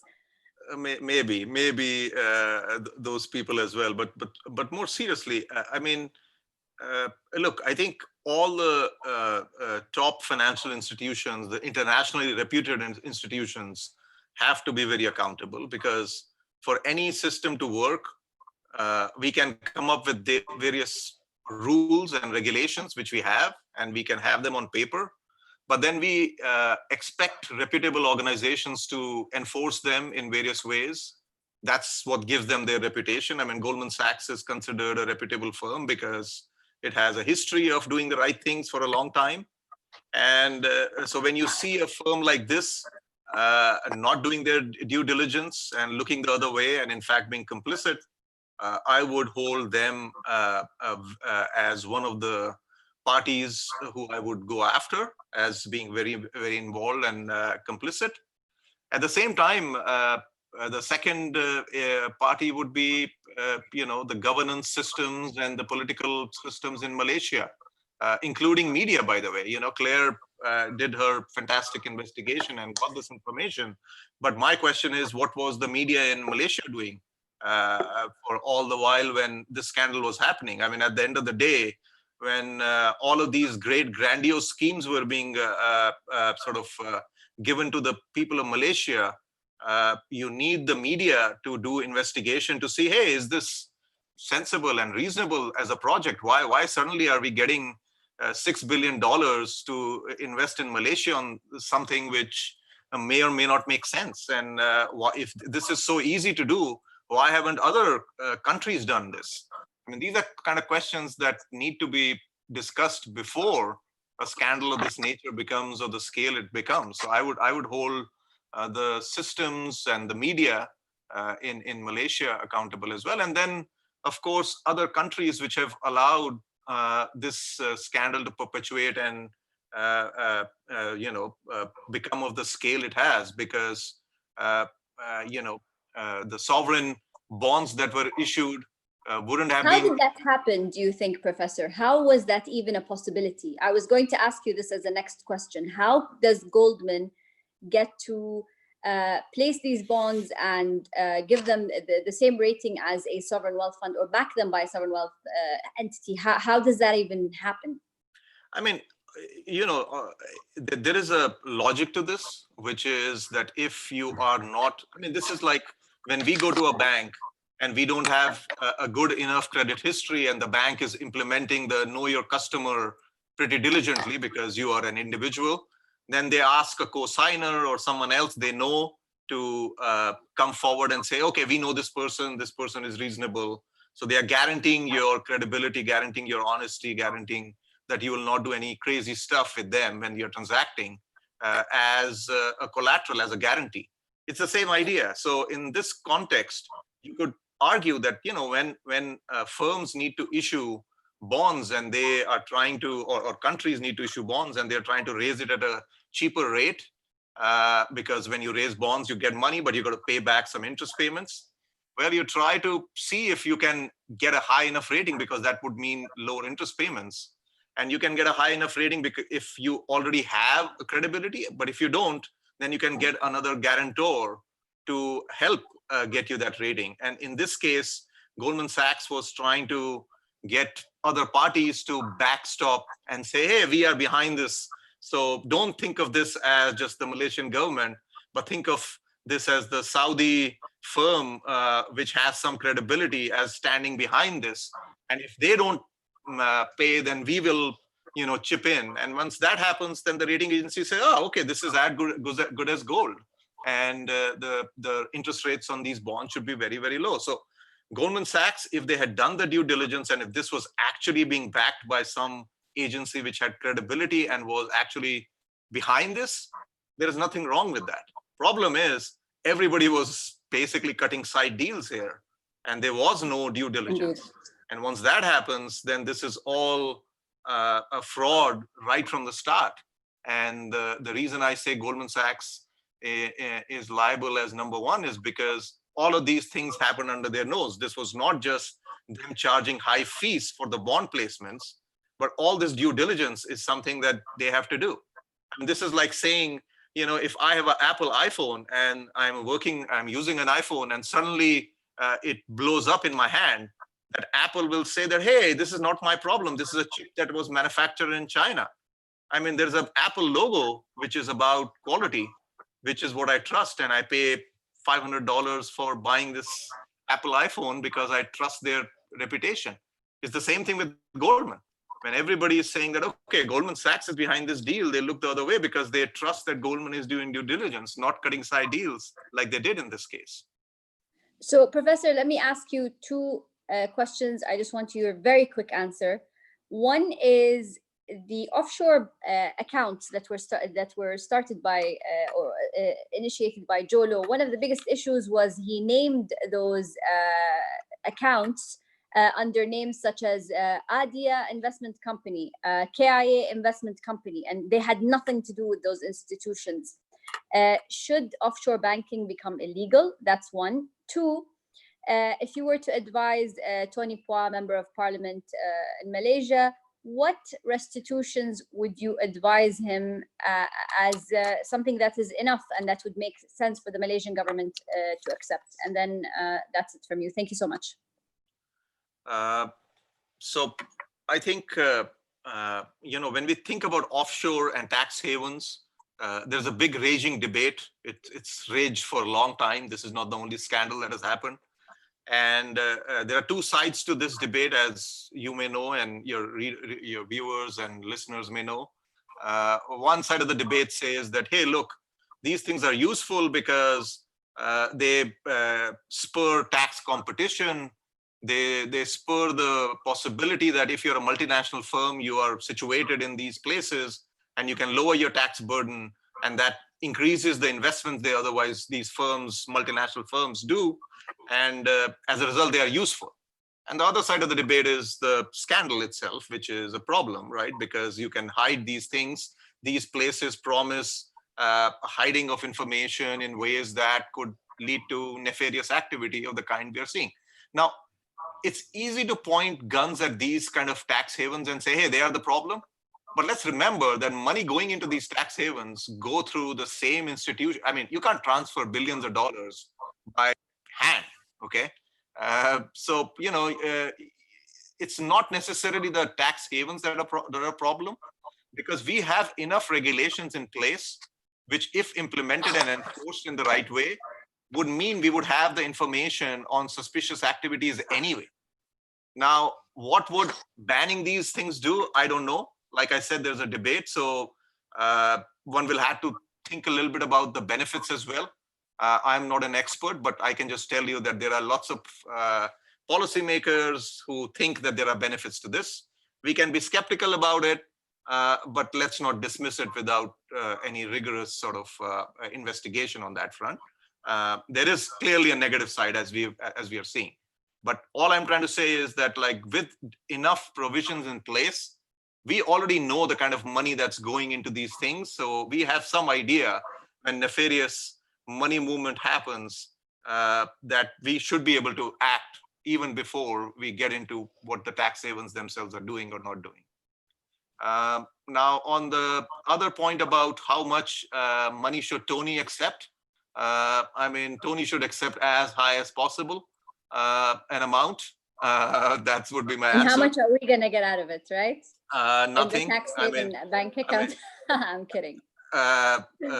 So I think, Goldman, because of great reporting by Claire and other reporters who have caught on, Goldman is in a very tough situation.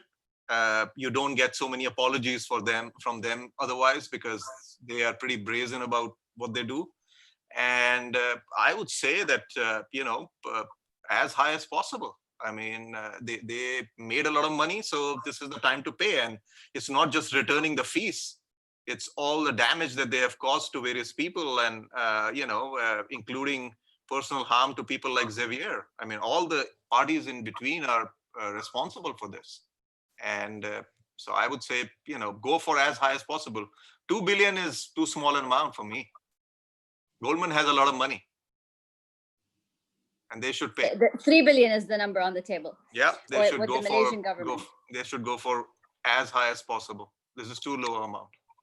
Agree.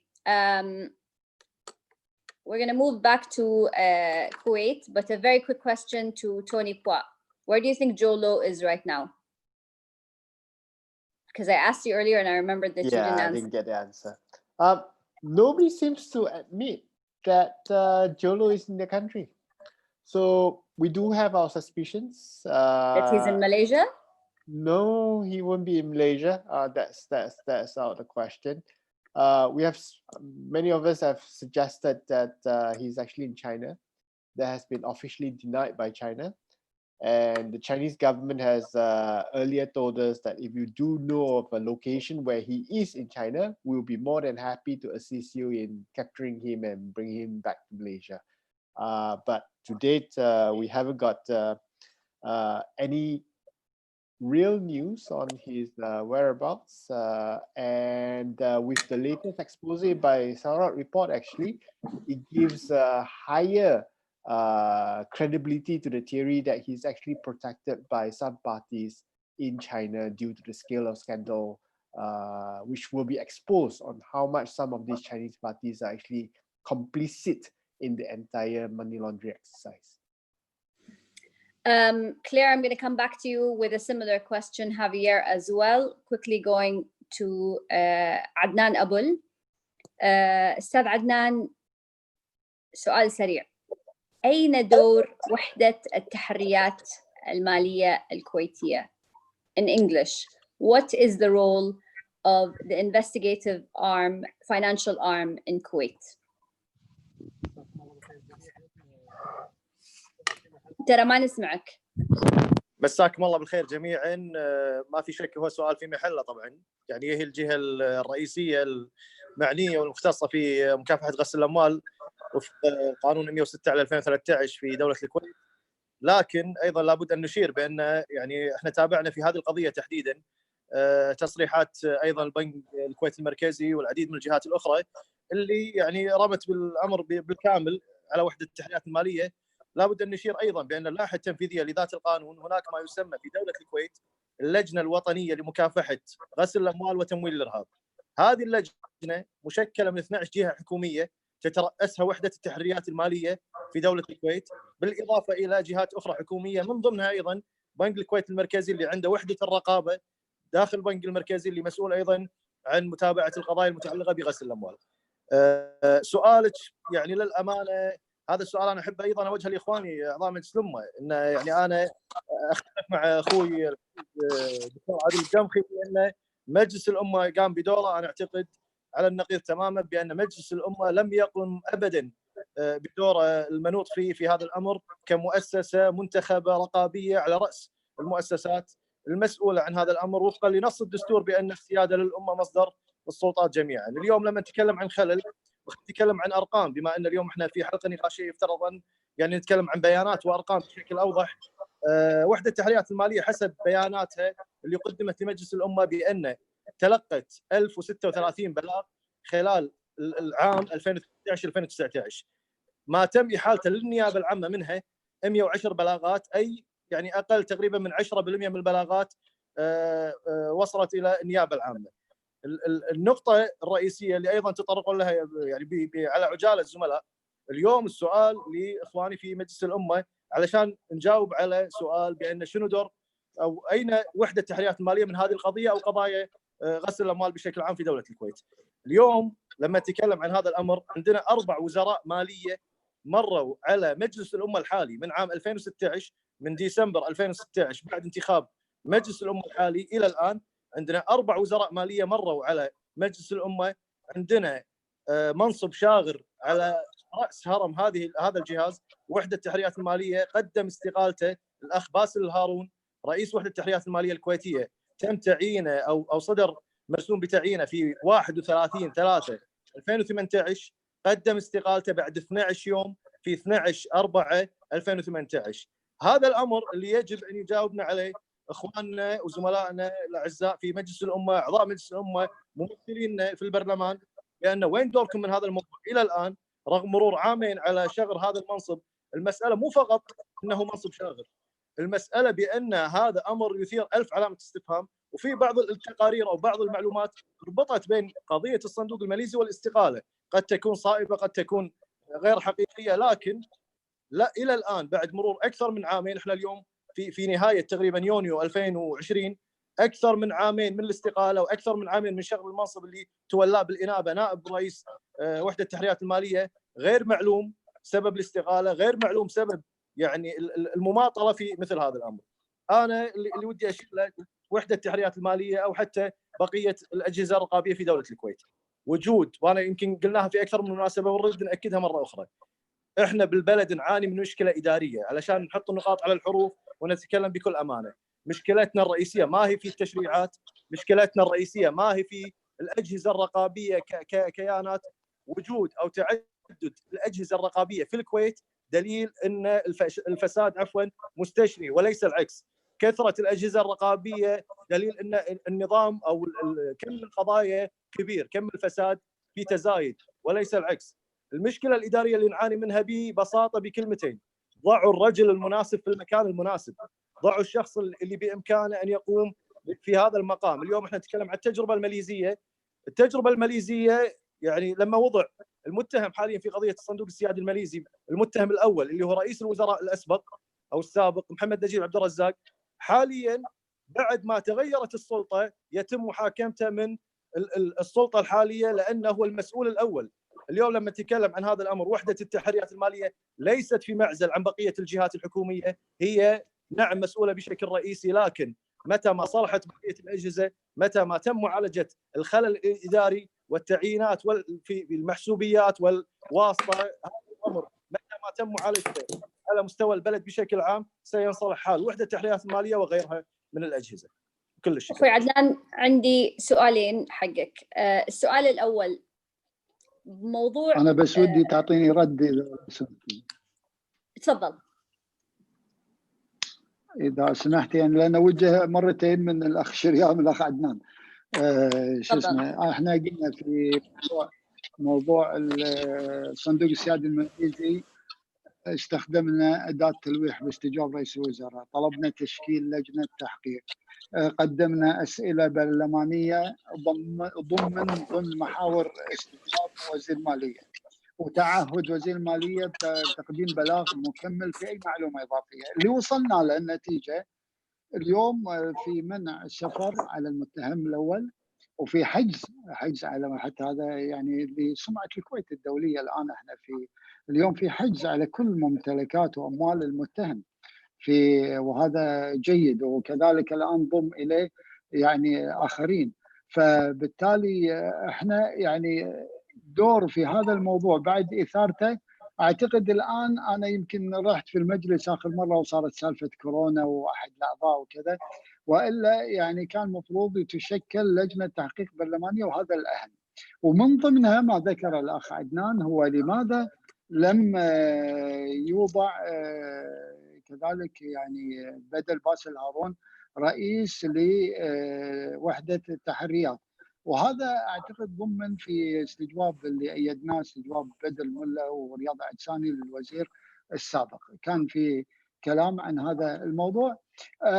اليوم انا اعتقد القضيه داخل مجلس الامه اخذت كل ابعادها.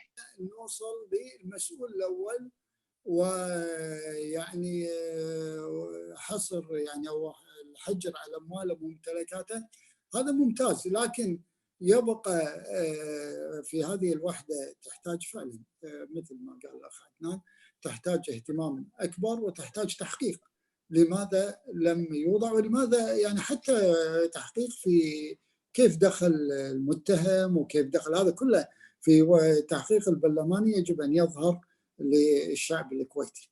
وانا مقدر يعني كل حرص الاخوان في هذا الموضوع ونصائحهم في هذا الموضوع، لا شك يعني مقدر.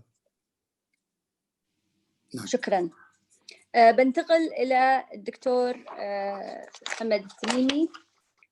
دكتور، انت يعني من المهمين في هذه الندوه، لان انت يعني عارف بالقوانين ودكتور وتدرس بجامعه الكويت، فيعني حبيت اسالك عن قوانين تخص جرائم غسيل الاموال. فلدينا في الكويت قوانين تخص جرائم غسيل الأموال، لا سيما القانون الوطني رقم 106 على 2013 الذي جاء خلفاً لقانون رقم 35 2002 من شأن مكافحة عمليات غسل الأموال. ألا أننا ما زلنا نرى انتشار هذه الجرائم خصوصاً في الكويت. أين الخلل؟ هل هو في التشريع أو التطبيق؟ بس خلني أترجم السؤال. To Professor At-Tamimi, in Kuwait we have laws regulating the anti-money laundering, including Law 106 over 2013 and Law 35 in 2012 with regards to combating money laundering. However, we still see that these crimes are prevalent, especially in Kuwait. Where do you think the issue lies? Is it in the laws that are being written or in how these laws are being applied? تفضل. واسفين ان انت اخر واحد، سامحنا ان انت قاعد تنتظر. شكرا جزيلا وشكرا على هذه الدعوه الكريمه، حتى نكون يعني اقول الكلام في اختصار وبنقاط واضحه وصريحه فيما يتعلق في المشكله الاساسيه في جرائم غسل الاموال. اولا، جرائم غسل الاموال نحن نتكلم عن جريمه منظمه، والجريمة المنظمة هي جريمة من اسمها منظمة، بمعنى أنها هي ليست جريمة ساذجة، وبالتالي هي جريمة متطورة.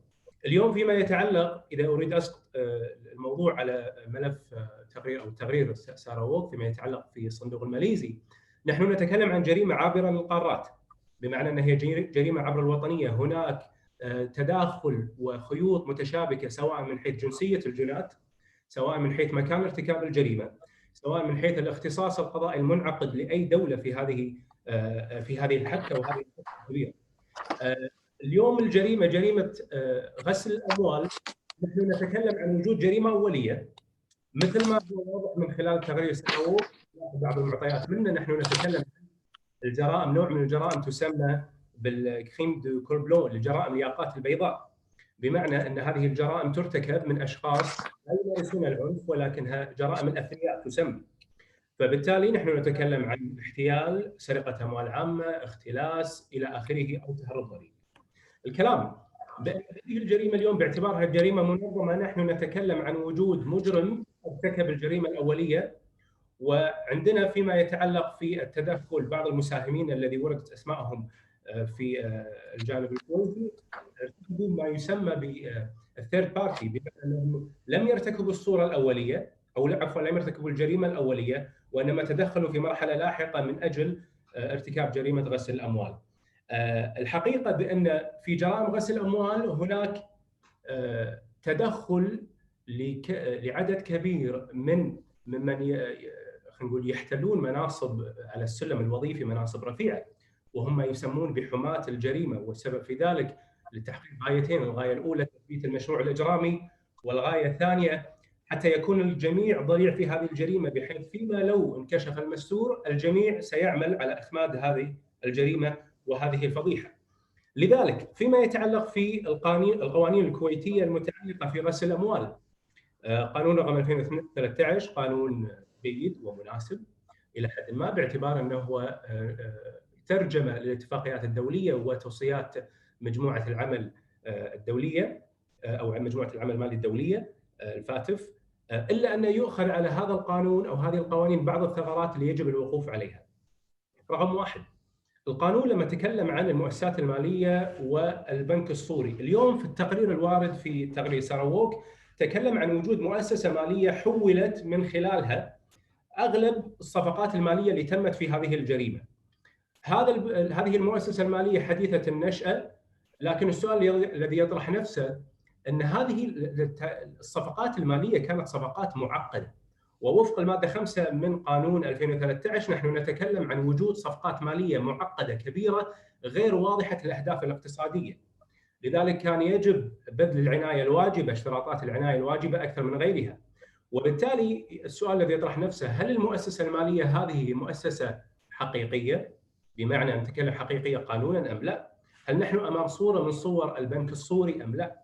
القانون الكويتي تكلم باقتضاب عن البنك الصوري بانه البنك الذي لا وجود مادي له، ووقف عند هذه الكلمه. طيب ما هو التعريف للوجود المادي وهو مصطلح قانوني؟ القانون الكويتي لم يتعرض الى هذه النقطه، على عكس من بعض القوانين المقارنه كالقانون القطري، وهو تكلم بصراحه فيما يتعلق في الوجود المادي بانه لا يكتفى وجود مقر لهذه المؤسسه المصرفيه او الماليه او وجود موظفين من اصحاب الدرجات الدنيا، وانما يجب ان تكون له اداره فعليه في اتخاذ القرار حتى نتكلم عن وجود مؤسسه ماليه حقيقيه او بنك حقيقي. ثم السؤال الذي يطرح نفسه امام هذا الكم من الصفقات التي تعتبر صفقات كبيره وغير واضحه الاهداف والمعالم، هل هذه المؤسسه الماليه قدمت بلاغات فيما يتعلق في اشتراطات الواجبه او بذل العنايه الواجبه ام لا؟ فيما يتعلق في وحده التحريات الماليه ايضا نقطه مهمه يجب ان نقف عليها، ان وحده التحريات الماليه الكويتيه وان كانت تملك الى حد ما اختصاصات جيده، لكن بالمقارنه مع القوانين المقارنه، وحده التحريات الماليه الكويتيه لا تملك حق تجميد المعامله المشبوهه. وهذا نقص في القانون اتمنى من المشرع ان يتنبه له، لان في القوانين المقارنه على سبيل المثال القانون الفرنسي والقانون السعودي والقانون العماني والقطري، وحده التحريات الماليه لها الحق في تجميد المعامله المشبوهه ان لم تتم، بخلاف النظر اذا كانت 72 ساعه 48 ساعه يحددها المشرع. بالاضافه إلى أن وحدة التحريات المالية لا تملك تجميد الأموال. تجميد الأموال أوكي، إحنا نتفق مبدئياً هو حق لسلطات الملاحقة الجزائية، ولكن القانون الكويتي لم يعطيها الحق حتى أن تطلب تجميد الأموال من قبل النيابة. التجميد يكون عندما ينتقل الملف إلى النيابة. طيب قد تكون في البداية هناك بلاغات وردت إلى وحدة التحريات المالية ولكن الملف لم يستكمل، فبالتالي لا يمكن أن أطلب تجميد والملف لم يستكمل بناء على القانون الحالي. لذلك كان من الواجب إعطاء الحق والصلاحية لوحدة التحريات المالية أن تطلب اتخاذ تدابير تحفظية بالتجميد حتى قبل استكمال الملف والتحريات فيه. هذا فيما يتعلق في القانون الكويتي. أيضا في نقطة مهمة يجب أن نشير لها، بأن هناك ثغرة مهمة وخطيرة في القانون الكويتي متعلقة في القواعد العامة في الاختصاص القضائي. هناك، وهذا بحث كتبته وإن شاء الله راح ينشر قريبا، بأن هناك صورة من الصور اللي ممكن يفلت فيها المجرم من العقاب، باعتبار أننا لا نملك اختصاصا قضائيا إذا كانت الأفعال هي أفعال اشتراك ارتكبت في الكويت لجريمة أصلية فاعلها أجنبي ارتكب في الخارج. في هذه النقطة بالتحديد لا يوجد لدينا اختصاص قضائي، وهي مشكلة كبيرة ستواجهنا، وهي ثغرة ممكن يستغلها بعض من يكون ضليع في المسائل القانونية ويرتكب هذه الجريمة. أيضا أذكر بنقطة أخرى، بأن احنا نتكلم اليوم عن تعقيدات في قانون غسل الأموال المتعلقة في المصادرة. القانون الكويتي لا يعترف إلا بالمصادرة بناء على حكم جنائي، بينما اليوم في الاتفاقيات الدولية مثل الانتي كوربشن، الكونفنشن انتي كوربشن، وأيضا مجموعة العمل المالي قدمت التوصيات، وخاصة التوصية رقم 4، بأن تكون هناك تتبنى الدولة أو الدول المعنية مصادرة دون حكم جنائي، ولا نقصد بها مصادرة إدارية، بأن يعهد في هذه المصادرة إلى القضاء المدني، وهو نوع مستحدث من الأنظمة القانونية. نقطة مهمة وأساسية أحب أن بس أنبه عليها، بأن الكويت هي سوف تخضع إلى تقييم مجموعة العمل المالي. آخر تقييم لها كان في 2011، وكان مفترض أن يكون لها تقييم في إبريل 2020. تقييم مجموعة العمل المالي من أهم التقييم الذي يجب أن نقف عليه، لكن تم تأجيل هذا التقييم إلى أكتوبر 2021. هذا التأجيل قد يكون صدفة أو قد يكون متعمد، إلا أنه يجب الانتباه إلى التقييم الذي ستخضع له الكويت في 2021 من مجموعة العمل المالي، للوقوف على مدى جدية إجراءاتها في اتجاه هذه القضية، قضية الصندوق الماليزي، باعتبار أنها متعلقة في جرائم غسل الأموال. وهذه المجموعة تتناول تقييم الدول بناء على إجراءاتها في غسل الأموال. ما هي الخطورة؟ الخطورة أن هذا التقييم ممكن إذا وجدت المجموعة بأننا غير جديين في ملاحقة هذا الملف، بأنها ممكن أن تصنف نظامنا المالي بأنه عالي الخطورة، وهذا سيؤثر حتما على الاقتصاد وعلى رؤوس الأموال في دخولها في أي صفقات عبر وطنية أو صفقات أجنبية، لأن من شأن ذلك أن يشدد من إجراءات العناية الواجبة، وهذه مسائل قانونية موجودة في التوصيات 40 لمجموعة العمل المالي. أنا أتمنى أن يؤخذ هذا الموضوع في عين الاعتبار، وخاصة الثغرات القانونية. وحدة التحريات المالية يجب أن تقوى من خلال بعض الصلاحيات. أنا لست مع، كما تفضل الدكتور عادل الدمخي، الدمج أن تكون وحدة التحريات المالية هي المعنية بالتحقيق، لا.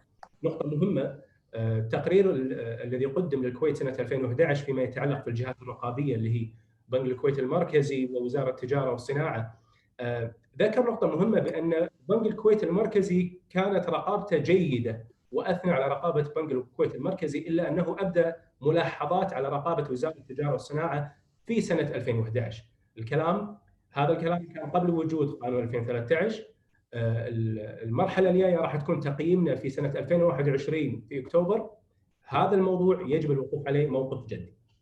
دكتور، أنت الحين بالضبط رحت عند السؤال الثاني اللي أنا كنت بسألك إياه، ألا وهو وفق المواثيق والقوانين الدولية، ما هي العقوبات أو المخالفات التي تنتظر دولة الكويت نتيجة فضيحة الصندوق السيادي الماليزي؟ بترجمة بالإنجليزي. To Professor Tamimi, do we feel or do we think that due to what happened in Kuwait with regards to the 1MDB Malaysian scandal, do we think that Kuwait as a country is going to be under any, would it be questioned? Would it have any legal implications on Kuwait as a country? تفضل دكتور. الخطورة تكمن في تقييم مجموعة العمل المالي اللي راح يكون في أكتوبر 2021 بأننا نحن لا نتمنى أن نصنف أبدا يوم من الأيام بأننا بيئة عالية الخطورة. تصنيفك بيئة عالية الخطورة سيؤثر حتما على الاقتصاد، على العملة الوطنية، على التضخم وعلى جوانب أخرى. لأننا نتكلم عند الحديث عن جرائم غسيل الأموال نحن نتكلم عن وجود اقتصاد ووجود اقتصاد موازي. الاقتصاد الموازي هو الاقتصاد الخفي الذي تحتويه جريمة غسل الأموال. كذلك ممكن يشكل لنا الحرج الدولي أمام المنظمات الدولية باعتبار عدم وجود إدانات واضحة لجرائم غسل الأموال أو شبهات غسل الأموال. هذه الملاحظة وجهت إلى بعض الدول غير البعيدة عنا في تقرير حديث صدر عن هذه المجموعة، وذكر التقرير بصراحة بأن هناك قلة في الملاحقة أو عدد حالات الملاحقة الجزائية والإدانات القضائية. لذلك يجب الوقوف على هذه النقطة بشيء من الجدية، لأن المسألة والقضية هي ليست قضية وطنية الآن، هي قضية عابرة للقارات أو جريمة عابرة للقارات باعتبار أن هناك أطراف عديدة دخلت في هذه الجريمة. لا يمكن أن نقف نحن مكتوفي الأيدي لأن نحن ملزمون قانونا بالتعاون القضائي مع الدول، سواء في قانون غسل الأموال مكافحة غسل الأموال وتمويل الإرهاب أو فيما يتعلق في الاشتراطات التي الواقعة على الكويت من ضمن مجموعة العمل المالي وهي عضو فيها. بختم الحين بسؤال أخير للسيدة كلير، ومن ثم رح نسمع من الأخ صالح العجمي يشكر فيها الضيوف، وأنا بعد أكيد رح أشكر. كلير, I'm coming back to you with the question of the hour. Where is Jolo? We can't hear you, you're on mute. This one out. How do I do that? Okay, I can. Is that it? Yes. Am I back? Where's Sorry about that. One, I want to know, where is Jolo in Claire's opinion? That's one. And then question number two is, are you still working on this investigation? And if so, where are you? Okay. So I think Tony's right. I think Jolo is in China. I think very many countries have had a lot to be embarrassed about. It is a global shaming event. And, some countries have taken action, but in many cases they've just taken action or seem to be taking action. And now you're seeing a potential deal for Goldman Sachs being openly talked about in the United States, for example. Now that's shameful on the United States. Xavier's already pointed out the shameful slow-footedness of Switzerland. And it's shameful what China's state-owned companies have been clearly involved in and engaged in, and as has been pointed out, ICBC Bank. And I think that there is a strong likelihood indeed, because we know that I have bills in 6-star hotels paid for by your royal personage, in fact, on behalf of Jolo in Shanghai. So he's definitely been there. He's definitely been involved in organizing a lot of the deals to do with the construction of those pipelines and the railway. He was there in China. And I think it's right what Tony says, that there are certain people, probably with very senior connections, who would rather keep him in China than have him spill the beans in a court outside of China as to what's been going on. What was your second question? Are you still investigating this topic? Is there still more to go? And where are you now in your investigation? Anything you can share? I tend to write what I can say. And I'm still looking, yes, at this. There's obviously a lot that has not yet been published about what went on with the Kuwait companies involved in this. I've published quite a lot, but those details that were pulled together by the Money Laundering Authority, not all of those have been aired yet. It's interesting that papers have been passed on to parliamentary folk now, and indeed have been spread through various other authorities in Kuwait. So I am looking at the feedback from that. I'm also, you know, I think, leave on this note that corruption damages people's lives. It not only kills, it ruins lives for billions of people. That's why I'm involved in this. A few rich people take billions and billions that therefore ruin the lives of people who just need a little to make the difference between a reasonable life and a dreadful life. And that money gets spent on the sort of disgusting excess that we saw Joe Low engage in: super yachts, flowing expensive Cristal champagne thrown around the place. You know, every single disgusting excess without a thought for the children, the poor people who should have been helped with that public money that he was spending. And also protecting that kind of activity. Xavier ended up 18 months in a Thai jail. There are still 3 people in jail in Kuwait who were rounded up as similarly to him as scapegoats for this issue. And they've seen no justice. They were the targets of people who wanted to cover themselves up in Kuwait. And you should be looking at that. You should be looking at justice for people who've been locked up in Kuwait because of this, to cover things up. And you should be returning the money to Malaysia that went through those accounts in Kuwait. And you should be looking to ensure that people who suffer from corruption get their fair due. Thank you, Claire. شكرا لكم جميعا وشكرا للمتابعين.